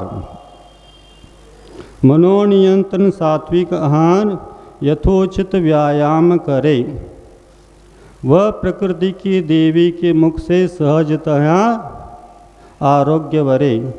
इस अनुभूत योग को संप्रति मुक्त बुद्धि क्यों याद करे, इधर उधर की औषधियों को खाकर तन धन वृक्ष बर्बाद करे। क्या कहा ज्ञान सागर महाराज ने? पवित्र मानव जीवन पढ़ लो, एक आरोग्य प्रकरण भी है। उसमें ये कहा आप यदि स्वस्थ रहना चाहते हो तो तीन बातों को ध्यान रखना पड़ेगा। क्या? मनोनियंत्रण, पहला अपने मन पर संयम रहे, इंद्रिया संयमित रहे। तो ये नियम संयम से आप रहते हैं तो आपका आचरण जो रहेगा वह आरोग्य के अनुकूल ही रहेगा, स्वास्थ्य के अनुकूल ही रहेगा, अस्वस्थ होने का कारण ही नहीं बनेगा। तो ये धर्म ग्रंथों के जो संयम आदि की बात करते हैं ये मात्र आपको कर्म की रक्षा के लिए नहीं कह रहे। कर्म से तो आप बच ही जाएंगे, पाप से तो बच ही जाएंगे, और आपका जो रोग आदि के कारण से आर देव ध्यान के ले जाने वाला है अथवा आपको दुख का कारण बन जाएगा। इसलिए आपको शरीर निमित्त से होने वाले दुख से तात्कालिक बचाने के लिए भी इस संयम पालन करना ही होगा। तो मनोनियंत्रण सात्विक आहार, आहार आपका सात्विक होना चाहिए, राजसिक अथवा तामसिक आदि नहीं होना चाहिए, आपके प्रकृति के अनुकूल होना चाहिए। ये सभी बातें आयुर्वेदिक ग्रंथों में वर्णन किया गया है। उसका यदि अनुकरण कर लेते हैं तो आपका आरोग्य रक्षा हो सकती है। और तीसरी बात, आज के समय आहार शुद्ध मिलना भी बहुत कठिन हो गया है, और आहार ही मुख्य औषध है। आहार संबंधी प्रकरण पूरे के पूरे आयुर्वेद ग्रंथ में आता है, किसका कौन सा गुण है, शीत है क्या उष्ण है आदि आदि संबंधी पूरा वर्णन आ जाता है। छाछ आदि कैसा बनाना, कौन सा कितने उद्दिश्य आदि के जो वो तक्र है और उसमें अंतर है, बहुत सारे प्रकार है उसमें। तो ये सब हम आप अब जानते ही नहीं हैं, न नाम ही नहीं जानते तो बनाना की दूर की बात है। अब जब तक्र की बात आती है तो कहते हैं न तक्र से भी व्यतते कदाचित, न तत्र दग्धा न प्रवन्ति रोगाः, यथा सुराणाम अमृतम सुखाय तथा नराणाम भुवि तक्रमाहु। आचार्य श्री के मुख से कई बार आपने सुना होगा, आचार्य श्री कहते हैं आपकी संलेखना करना हो तो आपको तक्र का अभ्यास करना होगा उसके बिना आपका संलेखना होगा ही नहीं, क्योंकि शरीर का शुद्धिकरण करना अंत समय में पानी और तक्र ही रखा जाता है, और वह संलेखना के लिए बहुत ही अच्छा है। और संलेखना करने वालों को अभी से अभ्यास करें तो आपकी संलेख शरीर व्याधि नहीं होगी, ना आदि होगी, और उपाधि की तो बात ही नहीं है। आदि व्याधि से रहित होगा तो वह अपने संयमित रहेगा, तो लक्ष्य बनाए तो उपाधि का वह त्याग करेगा तो उसकी संलेखना बढ़िया हो जाएगी।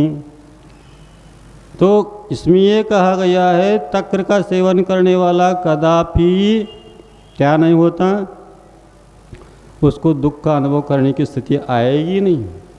और दक्षिण में विशेष करके हम लोगों ने देखा, आचार्य श्री भी कहते, आपने प्रवचन में सुना होगा, अंत में छाछ पिए बिना उनका भोजन समाप्त होता नहीं। एक प्याला तो पिएंगे। हाँ, यहाँ क्या है मालूम नहीं है। और यहाँ कुछ लोग तक्र के नाम से क्या करते हैं, उसको दही को ही पानी डाल दिया पिलाते हैं, और वो पित्त का बढ़ाने वाला और पित्त का उपशमन नहीं करता, तक्र का काम नहीं करता है। इसलिए आपका भोजन है आपके अनुकूल, आपके प्रतिकूल, यानी जो प्रकृति के अनुसार बना दो, ये आपको कभी बीमारी आ ही नहीं सकते। इधर उधर की वस्तु खाते हैं, ऋतु का ध्यान नहीं रखते हैं, और वो कभी भी खाते, कुछ भी खाते, बाजार का खा रहे फास्ट फूड अधिक, तो फिर हो ही गया, क्योंकि वो तो जहरी कहा गया है। और ये सब कुछ जानते हुए संयम अपने जीवा पर नहीं रखने के कारण, ज्ञान नहीं होने के कारण, न हम उसका अनुकरण करते, न बच्चों का अनुकरण करा सकते, इसके कारण से बीमारी बढ़ती जा रही हैं।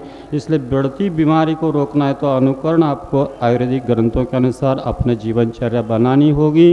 और आगे कहते हैं, क्या कहा था, तक्र के माध्यम से भी आप कहीं कहीं बीमारी आप पूर्णतः जड़ से मिटा सकते हैं। और अमृत स्वर्गों में जो है वो सुख के लिए कारण बताया, लेकिन तक्र व चक्र को भी दुर्लभ है ये कहा गया है। लेकिन मनुष्यों को यदि आप अमृत के समान इन गोरस आदि संबंधी उपयोग करते हैं तो भी आपको बहुत कुछ आराम, यानी स्वास्थ्य रक्षा हो सकती है। और ज्ञान सागर महाराज जो बताया उसको पता कर पूर्ण करना चाहता हूँ।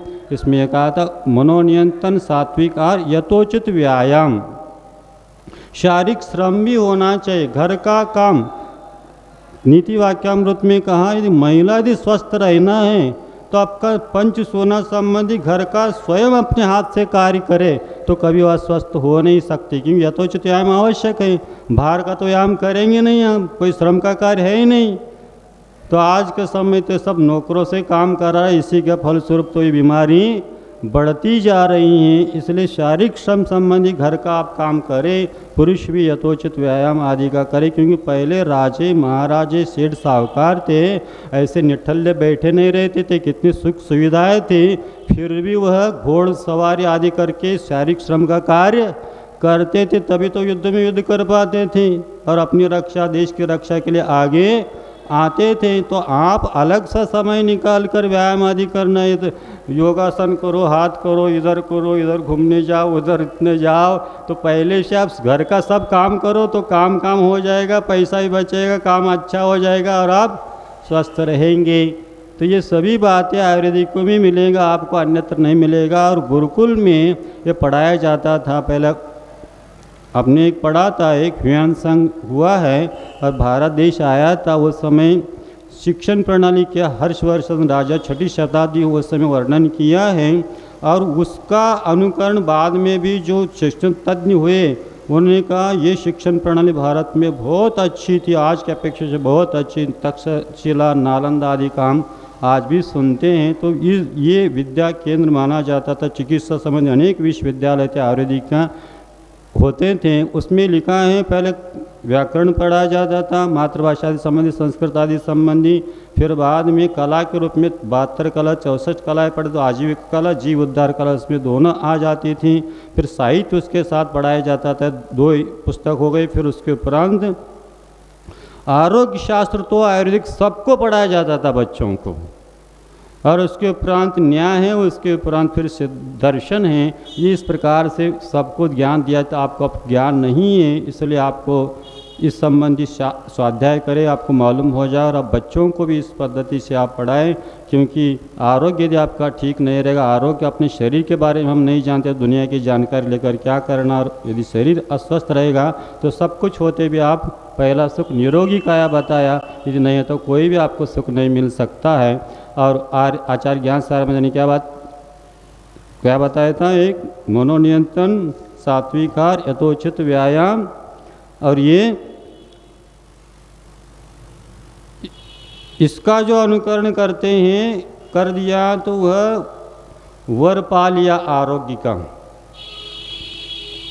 और आगे क्या किया आचार्य महाराज ने, ये अनुभूत है ये 3 बातें आरोग्य संबंधी जानकारी, इसका अनुकरण करना मैंने कर चुका है, अनुभूत है। लेकिन आज के समय में जो मुक्त बुद्धि वाले, मोहित बुद्धि वाले हैं, इस पर विश्वास नहीं करते, इसलिए वह बीमार पड़ जाते। फिर इधर उधर की हिंसात्मक औषधों का शरीर को अस्वस्थ बनाने वाले भी कह दो तो कोई दिक्कत नहीं है, क्योंकि हमने कुछ ग्रंथ भी पढ़े एलोपैथी संबंधी, उसमें दिया है, उसमें ये कहा गया है pen with fight with pen, उनका एक सिद्धांत है। आपको जंतुनाशक, दर्दनाशक ही गोली देते, आपको जड़ से मिटाने वाले उनके पास औषधि नहीं है। इसलिए आप थोड़ा बहुत इसका अध्ययन करें, समझे, और हम जो शुद्ध है, अहिंसात्मक हैं, किसी प्रकार का पार्श्व परिणाम नहीं है, और भगवान के बदरबार चिकित्सा पद्धति हैं, यदि हम उस पर विश्वास करके यदि अपनाते नहीं तो हम कदापि इस नलोक में सुखी रहेंगे, और परलोक तो अपना जो भगवान ही जानते हैं और अपना कर्म ही वह जानता है। इसलिए आप इनसे बचना चाहते हैं तो अवश्य ही आप इसका थोड़ा ध्यान में रखते हुए आप विवेक के साथ अपना जीवनचर्या बना दें, और आगे का भविष्य आपका उज्जवल हो, आपका परिवार वालों का सब जीवित सुखी रहे, ऐसा भावना करते हुए आचार्य महाराज जी ने कितना बड़ा उपकार किया। सभी क्षेत्र संबंधी प्रतिभास्थली ये संस्कारित बच्चे बने, क्योंकि संस्कार के बिना समाज में क्या हो रहा है हम देख रहे हैं। और उसके पर चिकित्सा संबंधी भी आपको व्यवस्था आचार्य ने किया, दया जीव दया संबंधी भी, और सबको रोज़गार मिले, और सब अहिंसक कपड़ा आदि का उनको प्राप्त हो जाए, और जो आरोग्य के लिए आरोग्य के अनुकूल है ऐसा कपड़ा जो सूती आदि का ही माना जा सकता है, क्योंकि ये प्लास्टिक के, पॉलीथीन के ये कपड़े माने जाते हैं, और ये अपने शरीर के संबंध खुजली आदि की बीमारी हो जाती हैं और हिंसात्मक भी बन रहे हैं। इसलिए आपको धर्म की रक्षा, आपकी तन की रक्षा और आपके अर्थ की भी रक्षा इसमें हो जाती। नहीं तो हम पूरा सारा कमा लेते और बड़े बड़े रोग होते हैं, चिकित्सा में सब कुछ डॉक्टरों को ही जेब भर जाता है। और आज के समय में पहले वैद्य जो माने जाते थे वह देवता के तुल्य माने जाते थे, लेकिन वह इसलिए माने जाते थे कि वो सेवा भावी थे, अर्थ उनकी मुख्य नहीं था, सेवा था। और लोग जहाँ सेवा भावी होते हैं उनके लिए विश्वास आ जाता है और उनके लिए यश मिल जाता है, तो उन गुणकारी सिद्ध हो जाते हैं। और जो भी औषध दे दे तो उनसे माध्यम से ठीक हो ही जाते हैं, क्योंकि देने वालों का प्रभाव भी, भावों का भी प्रभाव भी अपने पर पड़ता रहता है। इसलिए अपने को शुद्ध जो औषधि है और शुद्ध जो वैद्य हैं, जो सेवा भावी हैं, उन्हीं के अनुसार हम चलेंगे तो अपना आरोग्य रक्षा हो सकती है, अपना हित हो सकता है और सबका हित हो जाए। इन्हीं भावना के साथ अहिंसा परमो धर्म की जय। ओम नमः सिद्धेभ्यः। पंच परमेष्टि भगवान की, आचार्य गुरु श्री विद्यासागर जी महाराज जी की, पूज्य मुनि श्री अक्षय सागर जी महाराज जी की, मुनि संघ की। प्रत्येक जीव का लक्ष्य है सुख को प्राप्त करना, लेकिन सुख को प्राप्त करने की इच्छा करने से सुख नहीं मिलता हूँ। जैसे पारमार्थिक भी सुख होता है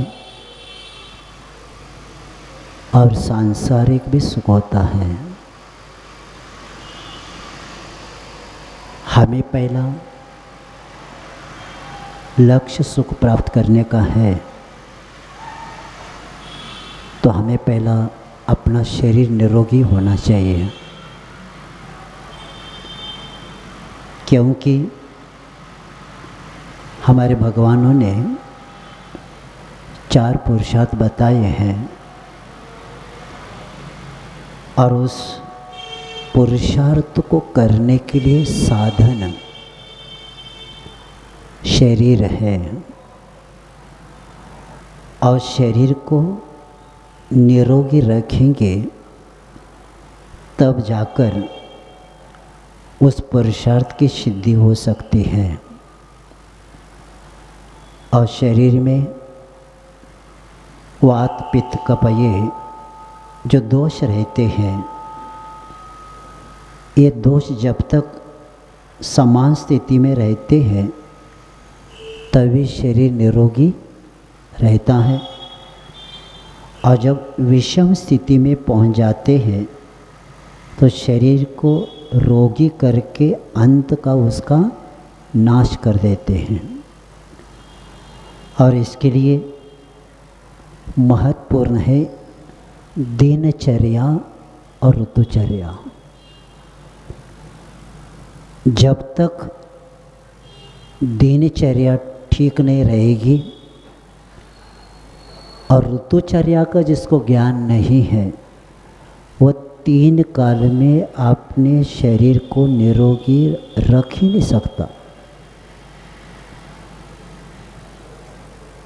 मौसम ऋतु चेंज होने के बाद भी न हमारे खान पान में अंतर है, कुछ भी संबंध नहीं। ऋतु परिवर्तन हो रहा है और हमारी चर्या में वही जो जनवरी में बनाया था भोजन वो दिसंबर तक वही बनता है, उसमें परिवर्तन होता ही नहीं।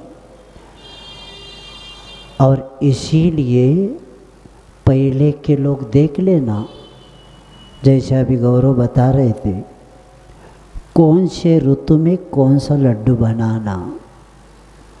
ग्रीष्म काल में मेथी का लड्डू देंगे तो क्या होगा, ग्रीष्म काल में ये मक्का की रोटी देंगे तो क्या होगा। कौन से ऋतु में कौन से भोजन बनाना, और हमें बिना दवा से ऋतु के अनुसार भोजन बनाएंगे तो आपको दवा खाने की, औषध लेने की जरूरत ही नहीं, क्योंकि आहार ही औषधि है। और इसका ज्ञान मैं कल परसों की चर्चा कर रहा था ऋतुचर्या का, तो लोग कह रहे थे महाराज ये इंग्लिश मीडियम वालों को उनको ऋतु नहीं जानते, वो कौन जानता है ऋतु क्या होता है, कितने एक महीने में कितने महीने में ऋतु चेंज होता है, ये विषय ही नहीं अभी, क्योंकि उस कॉन्वेंट में ऋतु शब्द ही नहीं। अब क्या करेंगे। तो इसीलिए हमें ऋतुचर्या, प्रत्येक ऋतु 2 माह का होता है और त्रिदोष को इसी ऋतु से न्यूनाधिक होता रहता है। और इसको जैसे 6 ऋतु है, हेमंत है, शिशिर है, वसंत है, ग्रीष्म है, वर्षा और शरद, ये क्या है 6 ऋतु है। तो इसमें हेमंत मार्गशीर्ष और पौष में आता है, और शिशिर ऋतु में माघ और फाल्गुन में आता है, और वसंत ऋतु चैत और वैशाख में आता है, और ग्रीष्म ज्येष्ठ और आषाढ़ में आता है, और वर्षा श्रावण और भाद्रपद में आता है, और शरद आश्विन और कार्तिक में आता है।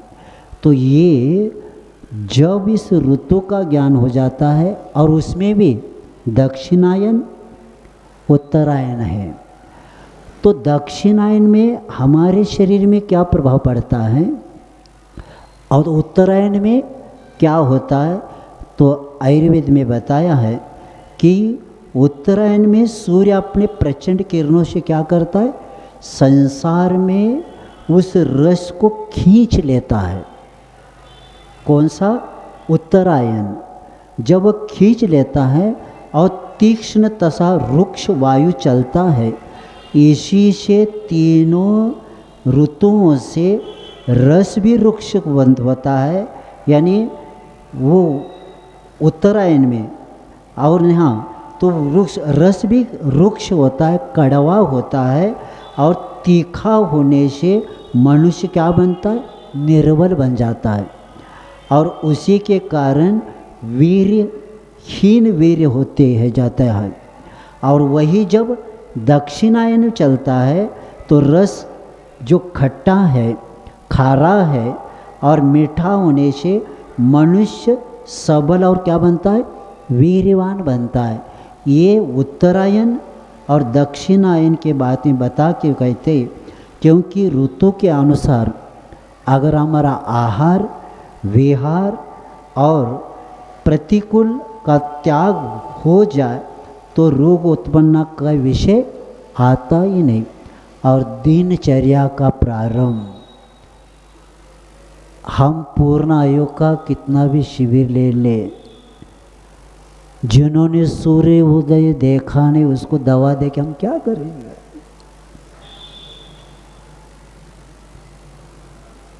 70% बीमारियां सूर्योदय के बाद होने के बाद होता है। मैंने ये बात जब महाराष्ट्र में धरण गांव में पंचकल्याण में जो गौरव आए, वहाँ के धुलिया के सबसे बड़े डॉक्टर जोशी, उन्होंने बताया था अगर आप सूर्योदय के बाद उठते तो हमारी दवा काम करेगी नहीं और तुम मरते दम तक आपको दवा खाना पड़ेगा। कारण ये बताया क्योंकि आपकी शरीर की क्रिया सब उल्टी चल रही है और आप कितनी भी दवा खाएंगे आप ठीक नहीं हो सकते, क्योंकि आयुर्वेद में बताया दिनचर्या का प्रारंभ कहाँ होता है, ब्राह्मे मुहूर्ते उत्तिष्ठत स्वस्थ रक्षार्थम आयुष्य। बताते स्वस्थ मनुष्य आयु की रक्षा के लिए ब्रह्म मुहूर्त में उठे, और ब्रह्म मुहूर्त किसको, सूर्योदय के पहला 1.5 घंटा आप उठेंगे, क्योंकि इसी के द्वारा शरीर भी स्वस्थ रहेगा और इसी के द्वारा प्रातः काल में मन भी स्वस्थ रहेगा और बुद्धि तारा तजो अने रहेगा। और इसी के कारण बताते ये जब, क्योंकि रात्रि समय सोना ज़रूरी है ये, और निसर्ग के विपरीत जो चलता है, रात्रि लोग सोते नहीं जल्दी और दिन सूर्योदय के बाद उठते तो पाचन तंत्र सब खराब होता है। इसीलिए आयुर्वेद में बताया है कि समदोष समाग्निश्च समधातु मल क्रिया प्रसन्नादिर्मणा स्वस्थ इत्यादि धीयते। तो इस बात को बताते कहा है कि पाचन संस्था, बुद्धि, दृष्टि, ये जितनी भी है समदोष करने के लिए आपको क्या करना पड़ेगा, समय मर समधातु और मल की क्रिया, आपका शौच का समय भी फिक्स होना चाहिए। आप क्या करते, शौच जाते हैं सूर्योदय के बाद और खाली होते ही ऊपर डालते नाश्ता। आचार्य जी एक बार बता रहे थे ये संसारी शरीर को विश्रांति देता ही नहीं, क्योंकि आप शौच के बाद ये नाश्ता ही आपको खतरनाक है। तो आप अगर शौच जाने के बाद 9-10 बजे तक खाली रखेंगे ना तो आपकी जठराग्नि भी अच्छी बनेगी, आपका पाचन तंत्र भी अच्छा रहेगा, क्योंकि मशीन थोड़ा सा खाली रखेंगे ना तो मशीन काम करता है। आपने मशीन को कभी खाली रखना ही नहीं।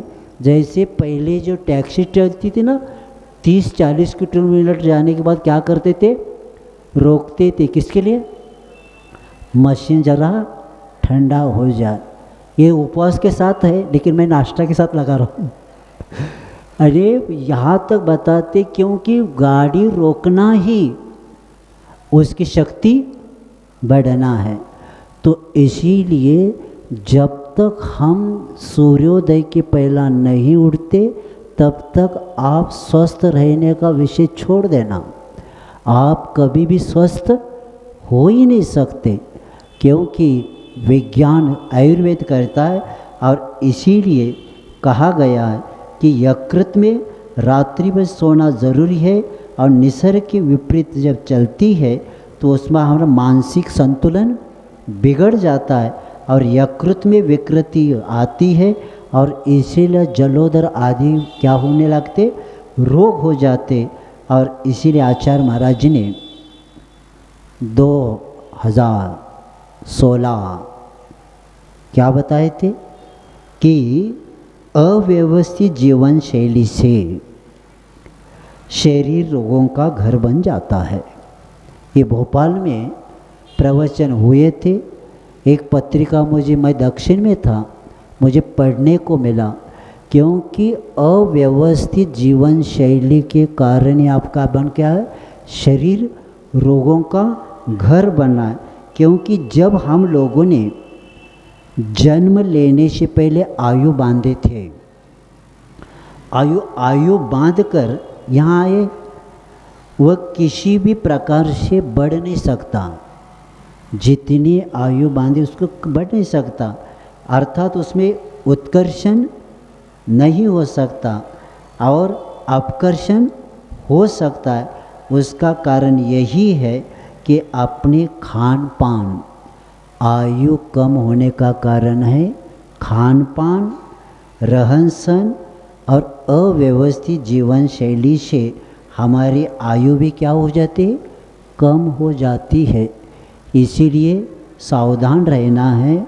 इसलिए जैसे अभी महाराज जी ने बताया था मानव धर्म का, कि हमारा मूल मनोनियंत्रण हो जाए और सात्विक भोजन हो जाए। कौन करता है सात्विक, किसको समय है, और व्यायाम कौन करता है? क्योंकि सबसे ज़्यादा जैन समाज में लोगों की भीड़, ये शिविर रखा था पूरे गुनाह के लिए। और मैंने इनको कहा था पहला यहाँ थोड़ा लिखो, बाद में पहले 1-2 दिन क्या करेंगे, रिक्शा घुमाएंगे। लेकिन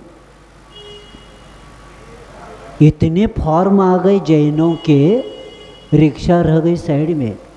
ये सिर्फ जैनों का शिविर हो गया।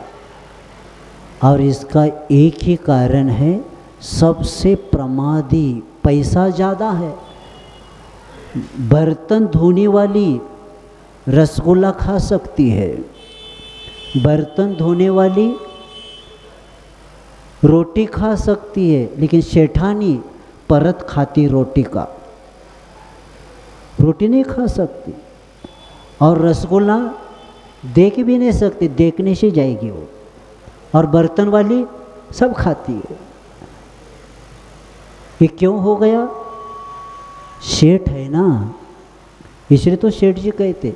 और इनको बीमारी हो जाए यहाँ की, जैसे अभी बता रहे थे सुहास जी, जीरा खाओ काम हो जाएगा। लेकिन इनको ऐसा नहीं चलता, डॉक्टर चाहिए।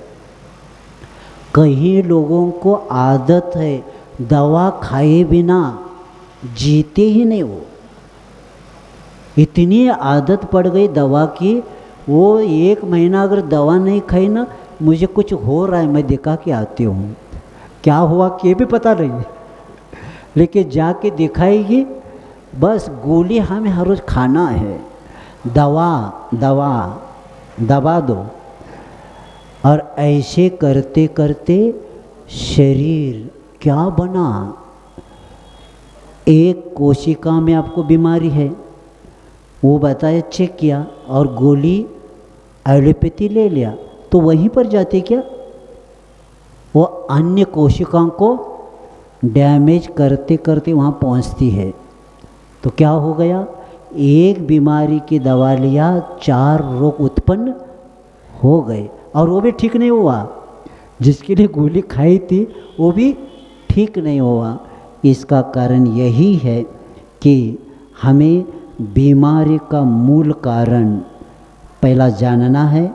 अति भोजन करना, अभक्ष्य खाना, प्रकृति के विरुद्ध खाना और अनियंत्रित भोजन करना, इसी से त्रिदोष के रोग उत्पन्न हो जाते। और वात विकार से शरीर में जितना वात बढ़ेगा ना, उतने शरीर में अत्यधिक पीड़ा उत्पन्न होगी।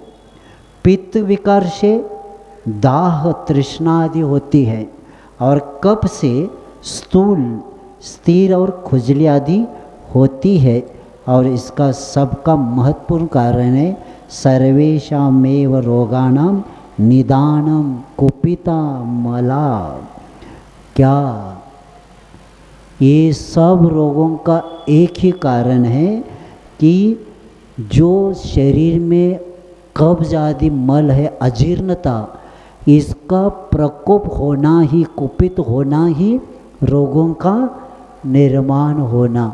और ये लोग एलोपैथी वाले अंदर रख के ही काम करते, लेकिन आयुर्वेद वाले पे इसका को निकालते हैं तब काम होता है। तो इसीलिए मूल से निकालने वाला यही है, क्योंकि आयुर्वेद शब्द ही बताता है। वेद शब्द विद धातु से बनता है और मूल धातु का अर्थ है ज्ञान, विचार और लाभ होता है। इस प्रकार धातु से अनेक अर्थ होते, लेकिन यहाँ वेद का अर्थ वस्तु के यथार्थ स्वरूप को बतलाकर उस वेद शब्द के पीछे आयु शब्द दिया। वेद आयु, बाद में वेद, तो ये आयु पीछे जोड़ दिया जाता है। तो आयुर्वेद बताता है जिसके स्पष्ट होता है कि जो हितायु, क्या है वो आयुर्वेद, क्या है हितायु है, और वे सुखायु है। अनेक प्रकार की आयु होती है, अहित आयु भी होती है, दुखायु भी होती है। इसके स्वरूप आयुष लक्षण है और आयुष के प्रमाण आयु के लिए हिताहित द्रव्य, इसलिए आयु संबंधी यथास्वरूप को जो प्रतिपादन करता है उसका नाम है आयुर्वेद। और हिताहितम सुखम दुखम आयु तस्य हिताहितम, ये बता के वे चरक संहिता में बताया है कि मानसम च तच्च तत्रोक्तम आयुर्वेद उच्यते। यानी आयुष के लिए जो हितकारी है, अहित का नाश करना वाली, सुखदायक है, दुख को नाश करने वाली, ऐसा वर्णन करके मिलता है आयुर्वेद। और आयुर्वेद का ध्येय क्या होता है? आयुर्वेदी का भी ध्येय है, मैं क्या मैं बात में बताऊंगा, लेकिन आयुर्वेद का ध्येय है स्वस्थस्य स्वास्थ्यम रक्षणम आतुरस्य व्याधि प्रशरणम। क्या बताते कि स्वस्थ व्यक्ति के लिए स्वास्थ्य की रक्षा करना और रोगियों के रोग को मुक्त करना, यही आयुर्वेद का लक्ष्य है। और एलोपैथी का क्या है? रोगों को बढ़ाते जाना, उसको ग्राहक सदा बना के रहना, खाते जाओ। तुम हमारे पास इसलिए तो फैमिली डॉक्टर हो गए। क्या हो गए? Family doctor. हाँ, आते जाओ, एक होने के बाद दूसरा आता जाएगा। तो इसीलिए वैद्य में के बारे में कल्याणकारक में बताया है कि आयुर्वेद वालों को डॉक्टर नहीं कहते, वैद्य कहते। डॉक्टर व्यवसाय करते और वैद्य लोग सेवा करते। तो इसके लिए बताया है वैद्य निष्प्रह होकर चिकित्सा करते हैं और चिकित्सा करने का ये लक्ष्य यही होता है कि रोगों को नाश करने का होता है। और चिकित्सा से धर्म की वृद्धि होती है। और आयुर्वेद की चिकित्सा एक तप है। दवा बनाते समय वैद्य खुद बनाते हैं, इतनी भावना उसके साथ डालते हैं, तब जाकर वह कार्य होता है। और इसीलिए ऐसे आयुर्वेद का हम लोगों के लिए, हमारे भारतीय संस्कृति में, हमारे भगवानों की अगर वाणी में कोई उपचार है, वह आयुर्वेद का हुआ है। और आयुर्वेद से ही शरीर में जितनी विजातीय द्रव्य है जो विष की वृद्धि का परिणाम होता है, और उसको नष्ट करने के लिए यही कार्य होता है। और इसीलिए शुद्ध जल, शुद्ध आहार, शुद्ध हवा, उसी के बाद ही मन में शांति होती है। और इसीलिए औषधि की शुद्धता ज़रूरत है। क्योंकि मैंने एक लेख पढ़ा था, मैं आपके सामने थोड़ा सा विषय रख रहा हूँ कि बड़े बड़े डॉक्टर ने बताया है कि अमेरिका के डॉक्टर ओलिवर ने बताया यदि समस्त औषधियों को समुद्र में फेंक दिया जाए तो मानवता के लिए लाभकारी होगा, परंतु बेचारी मछलियों के लिए अवश्य नाशकारी होगा। दवाई प्रारंभ में कितनी भी लाभकारी क्यों न दिखे, उसका अंतिम परिणाम हानिकारक ही रहता है। मैं कई दिनों से कई लोगों को एलोपैथी अर्थ मैंने पूछा, अलग अलग सबने बताया, तो अभी अभी मुझे अखंड ज्योति के पत्रिका में 1998 में की पत्रिका में मिला। आचार्य महाराज जी को दिखाया, आचार्य महाराज ने कहा इसका प्रचार करो। एलोपैथी शब्द जैसे आयुर्वेद की व्याख्या बताया, तो एलोपैथी शब्दार्थ the book of knowledge encyclopaedia में अनुसार एलोपैथी वह पद्धति है जो औषधि के प्रयोग से व्याधि के अलावा अन्य दूसरे रोग लक्षण पैदा करती। भावार्थ यही है, एक बीमारी का उपचार करने के लिए दूसरा रोग उत्पन्न कर देना। ये एलोपैथी शब्द का अर्थ बताया है। इससे मालूम होता है कि एक कंपनी, मैंने अभी विहार आचार्य महाराज जी थे, मैंने किताब मुझे मिला था, मैंने भेजा था, किताब का नाम था हॉस्पिटल से जिंदा कैसे लौटे, और उसमें कंपनी ने लक्ष्य बनाया है 260 mg जो गोली लोग ले रहे हैं, अब 226 का भी निकाला है। उनका कहना है, प्रत्येक डॉक्टर को बताया है 226 का पहला दे देना तो धीरे धीरे क्या आएगा 260 तक आएगा, तब तक चला जाएगा। ये कंपनी का लक्ष्य है, यानी वहाँ व्यवसाय है, व्यापार है उनके, यानी आप लोगों को ठीक करने का विषय उनका है ही नहीं। इसीलिए अपने को सावधान होना है।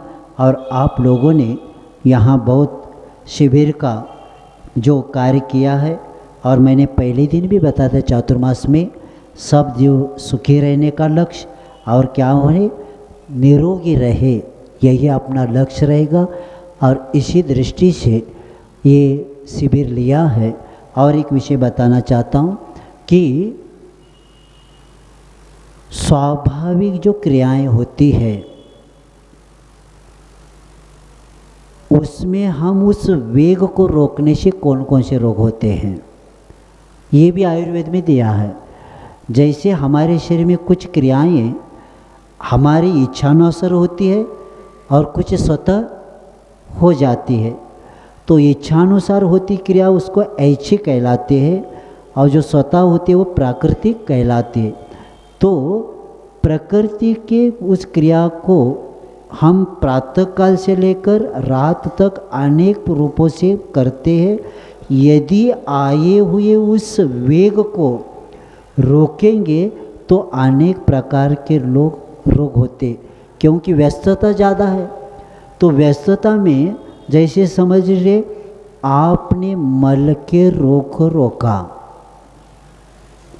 तो आपको सिर दर्द होगा, हृदय की गति बढ़ेगी, पेट का फूल जाना, उदर में वायु का गोला बनना और उदर की पीड़ा होना, मूत्र की रुकावट होना, कब्ज रहना, नेत्रों में भारीपन आना, पाचक अग्नि मंद हो जाना, अर्थात भूख न लगना। ये सब समय पर मल नहीं विसर्जित करेंगे, रोकेंगे तो इतने रोग हो जाएंगे।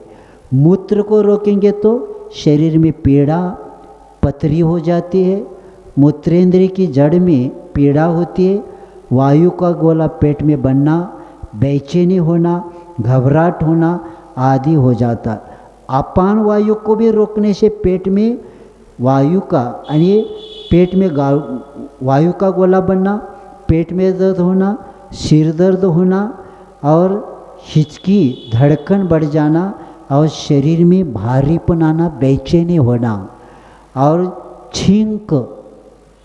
छींक के आए उसको रोकने से भोजन में अरुचि, शरीर कांपना और कलेजे में भारीपन आना, खांसी होना, हिचकी आना और पेट में ऐसे दर्द होना, ये सब बताया। और नींद आने पर न सोना, चक्कर आना, नींद आ रही है तो भी रात तक जाग रहा है 12-1 बजे तक, तो उसके द्वारा क्या होता है, चक्कर आना, सिर भारीपन होना, आँखों का भारीपन होना, शरीर में दर्द होना, जंभई आना आदि। और खांसी के वेग को रोकने से अरुचि पैदा होना, दिल की धड़कन बढ़ना, श्वास बढ़ना, ये होता। और श्वास को रोकने से पेट में वायु का गोला होना, हृदय के रोग होना, मूर्छा आना, ये सब कारण बताए। जंभाई को रोकने से सिर में दर्द होता है, हाथ पैरों में कमजोरी आती है, गर्दन और मुंह का टेढ़ा हो जाना आदि उपद्रव होते। आंसुओं को रोकने से जुखाम होता है, आँखों में बीमारी होती है, सिर और कलेजे में दर्द होता है, पेट में भी दर्द होता है। और वमन को रोकने से कुष्ठ रोग होता है। और ऐसे कई प्रकार के प्रकृति के आए उसको रोकने से इतनी बीमारियां होती है। इसीलिए समय आपका ज़्यादा हुआ है, विषय अपने पास था लेकिन समय के अभाव में, क्योंकि पूर्व वक्ताओं ने जो जिनका विषय था उन लोगों ने बताया है, लेकिन इतना ही याद रखेंगे कि हम हमारे स्वास्थ्य को अच्छा रखेंगे। जैसे महाराज जी ने अभी भाव प्रकाश का बताया तक्र के बारे में, लेकिन तक्र आपके यहाँ मिलता ही नहीं, बनता ही नहीं। मठा अलग है, तक्र अलग है।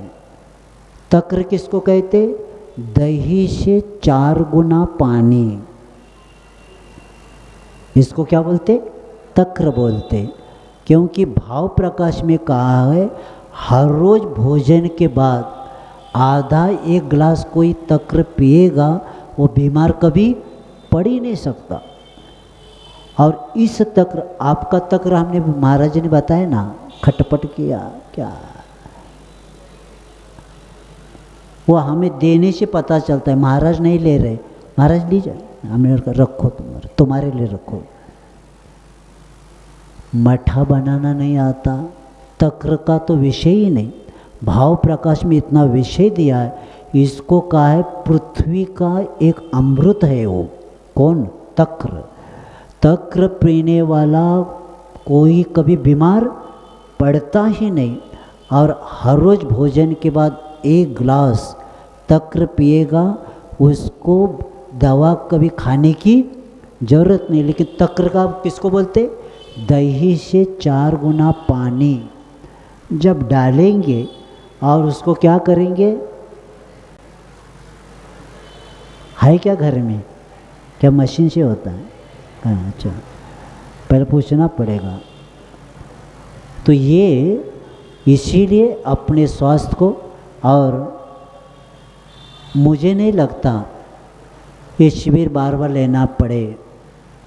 अगर आपकी दिनचर्या, आपकी ऋतुचर्या अच्छी बन जाएगी, खान पान का विवेक रखेंगे, क्योंकि 6 बातें बताई है कि अति जलपान, प्रकृति विरुद्ध अन्न सेवन, दिन में सोना, रात में जागरण करना और मलमूत्र का निरोध, ये 6 प्रमादों से ही रोगों की उत्पत्ति होती है।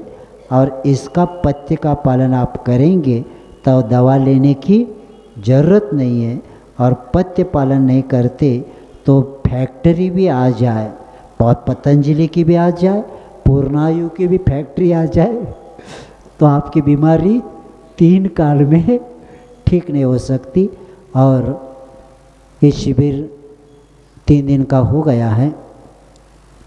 पूर्णायु के लोगों ने अच्छा आपके लिए समय दिया है, लेकिन याद रखेंगे कि गुनाह में इसके बाद ऐसा कार्य करना है अपने को कि आपका तो स्वास्थ्य ठीक रहे, लेकिन मानव जाति के लिए, आसपास के गांव के लिए अपने को ये कार्य शुरू करना है, और वह है आचार्य विद्यासागर धर्मार्थ चिकित्सालय अपने को क्या करना है, शुरू करना है। और इसके लिए शुद्ध दवाएं और दवा के साथ एक अच्छे वैद्य यहाँ रखना है जो सदा यहाँ ड्यूटी करे। और ये भी जैसे इसकी चर्चा हुई थी औषध दान, आप लोग हर क्षेत्र में दान करते, लेकिन औषध दान आप कभी नहीं करते नहीं। और मैंने 16 कर्म भावना में बताया था कि यह श्री कृष्ण जी ने मुनि महाराज को क्या किया था, बीमारी का निदान करने के बाद लड्डू में से दवा दिया था। इसके कारण तीर्थंकर प्रकृति का बंद करके लिया था। तो इसीलिए ये विषय आगे बढ़ाना है। और ये भी है, जो व्यक्ति इसमें भाग लेगा, दान देगा, उनके पैसे को सिर्फ फंड के रूप में रखा जाएगा। उसके सिर्फ ब्याज के ऊपर क्या करना है अपने को, ये औषधालय एक परिवार जिन्होंने 3 लाख रुपए 5 लाख रुपए जो दे दिया, वो सदा के लिए वो उतना ही पैसा उनका रहेगा। और उसके ब्याज से क्या होगा कि प्रत्येक हर रोज उस परिवार के द्वारा क्या होता जाएगा, औषध दान। औषध उसको कहते जो शुद्ध दवाएं हैं। क्योंकि आप लोगों का अष्टमूलगुण का पालन नहीं हो रहा है, क्या प्रवचन करना। क्योंकि आचार्य कहते जिसके पास दया है वही अष्टमूलगुण का पालन कर सकता है। लेकिन एक परिवार नहीं बचा जो इंग्लिश दवा नहीं खाता।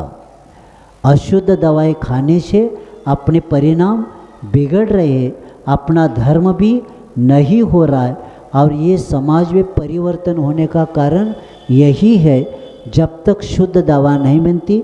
और ये भी प्लानिंग हुआ है कि जैसे स्वप्निल जी ने और गौरव जी ने वृक्षों के नाम बताए, वो वृक्ष यहाँ लाएंगे और गौशाला में जगह है खाली, उसको क्या करेंगे, उस दवा के सब वृक्ष यही लगाएंगे और यही उत्पादन होगा। और प्रत्येक परिवार के द्वारा एक एक वृक्ष के लिए दान के रूप में कुछ चार्ज में रखेंगे, वो करेंगे। और प्रत्येक परिवार, क्योंकि मैं धन की चर्चा नहीं करूँगा, आपके स्वास्थ्य की चर्चा करना है। लेकिन ये कार्य के लिए बिना आगे बढ़ेगा नहीं। क्योंकि पहला यहाँ पूर्वजों ने धर्मार्थ क्या चलता था, औषधालय चलता था, वो बंद हो गया है। और उसका कारण यही है, आगे वैद्य की ज़्यादा चर्चा नहीं हुई। लेकिन अभी इस चातुर्मास में ये काम आगे बढ़ाना है, क्योंकि सामने शरद पूर्णिमा भी आ रही है। उसके पहले अपनी कुछ प्लानिंग ऐसे बनाना है जिसके द्वारा प्रत्येक परिवार इसमें भाग ले और अपने परिवार की तरफ से औषध दान के लिए आपकी मनोभूमिका आपको बनाते जाएंगे। बाद में संचालक लोग आपको बताएंगे कि कितने परम संरक्षक के लिए कितना है, संरक्षक के लिए कितना रहेगा, सदस्य के लिए कितना रहेगा। और ये एक परिवार से नहीं चलेगा, पूरे समाज के द्वारा इसको चलाया जाएगा। अच्छी कमेटी, इसको जो मुख्य कमेटी है वो तो रहेगी, लेकिन उसको चलाने के लिए एक कमेटी अलग रहेगी जो इसको समय दे सकता है, जिसको ज्ञान है। प्रत्येक जगह से दवा शुद्ध प्राप्त करके प्रत्येक लोगों को मिल जाए। और मेरा कहना है, आप वहाँ 1000 रुपये देते हैं, यहाँ आपका 100 रुपये में काम होने वाला है। और वहाँ इतना देकर भी कुछ गारंटी नहीं, क्योंकि एलोपैथिक वाले आपके बीमारी का निर्णय ही नहीं कर पा रहे। एक बीमारी है, वो तीसरा उपचार चल रहा है। हमने एक प्रसंग किसी का सुना, भोपाल में 3 लाख रुपए खर्चा किया, वहाँ से लाया, और जब इंदौर को लेकर गए जैन डॉक्टर के पास। तो उन्होंने क्या किया, और 2 डॉक्टर को बुलाया और निदान किया। जो भोपाल में उपचार हो रहा था वो रोग है ही नहीं, और तीसरा ही रोग निकल गया। बड़े बड़े हॉस्पिटल में भी आपका रोग का निदान हुआ ही नहीं, और पैसा ले लिया। एक जगह लिखा है 50 साल जो कमाई करता है 15 साल में खींच लेता है वो। 50 साल की कमाई 15 दिन में खींच लेता है। बैठो, और बाद में रिजल्ट है ही नहीं। तो रिजल्ट मिलने वाला, इसीलिए गुरु महाराज के उपकार है कि ऐसी ऐसी दवाएं हैं आपके किचन रूम में रखे हुए मसाला के द्वारा भी आपकी बीमारियां ठीक होती है। लेकिन ज्ञान के अभाव में हम इधर उधर की गोली खा के हमारा धर्म भी नष्ट हुआ, हमारा शरीर भी क्या हो गया, जर्जर हो गया। हमें प्रयोगशाला बनाते, वो एलोपैथी वाले क्या करते, प्रयोगशाला बनाते, ये देते, चेंज करते, और इतनी पावर वाली गोली दे रहे, आपकी शक्ति क्या हो गई, क्षीण हो गई। इसीलिए शरीर में बल, प्रतिकार शक्ति समाप्त हो गई है। तो इसीलिए आयुर्वेद जो मूल से निकाल देता है, जड़ से, और पुनः रोग नहीं होता। फैमिली आयुर्वेदिक डॉक्टर कभी फैमिली डॉक्टर बनते ही नहीं, लेकिन एलोपैथिक वाले फैमिली डॉक्टर बनते हैं, क्योंकि उनकी दवाई ऐसी है वो बार बार जाना ही पड़ता है। तो ये कार्य आप करेंगे, क्योंकि प्रसंग के अनुसार आगे बताते जाएंगे कि हमें क्या क्या करना है। लेकिन चातुर्मास समाप्ति के पहले, और ये गुरु महाराज के पास ये 2 तारीख को जाने वाले, उसके पहले फंड के बारे में आप तैयारी करेंगे, और उसके द्वारा आगे जाकर जब तक चातुर्मास समाप्ति के पहले ये अपने को क्या करना है कि धर्मार्थ औषधालय शुरू करके प्रत्येक के स्वास्थ्य के बारे में इतना ही भावना है कि स्वास्थ्य शरीर रहेगा तो शरीर काम करेगा, और शरीर काम करेगा तो हम पुरुषार्थ करके शाश्वत सुख को प्राप्त कर सकते। अहिंसा परम धर्म। बोधि समाधि परिणाम शुद्धि स्वास्त्रोपलब्धि शिव शौक सिद्धि चिंतामणि चिंतित्वस्त दाने त्वामंत मानस ममस्त देवी।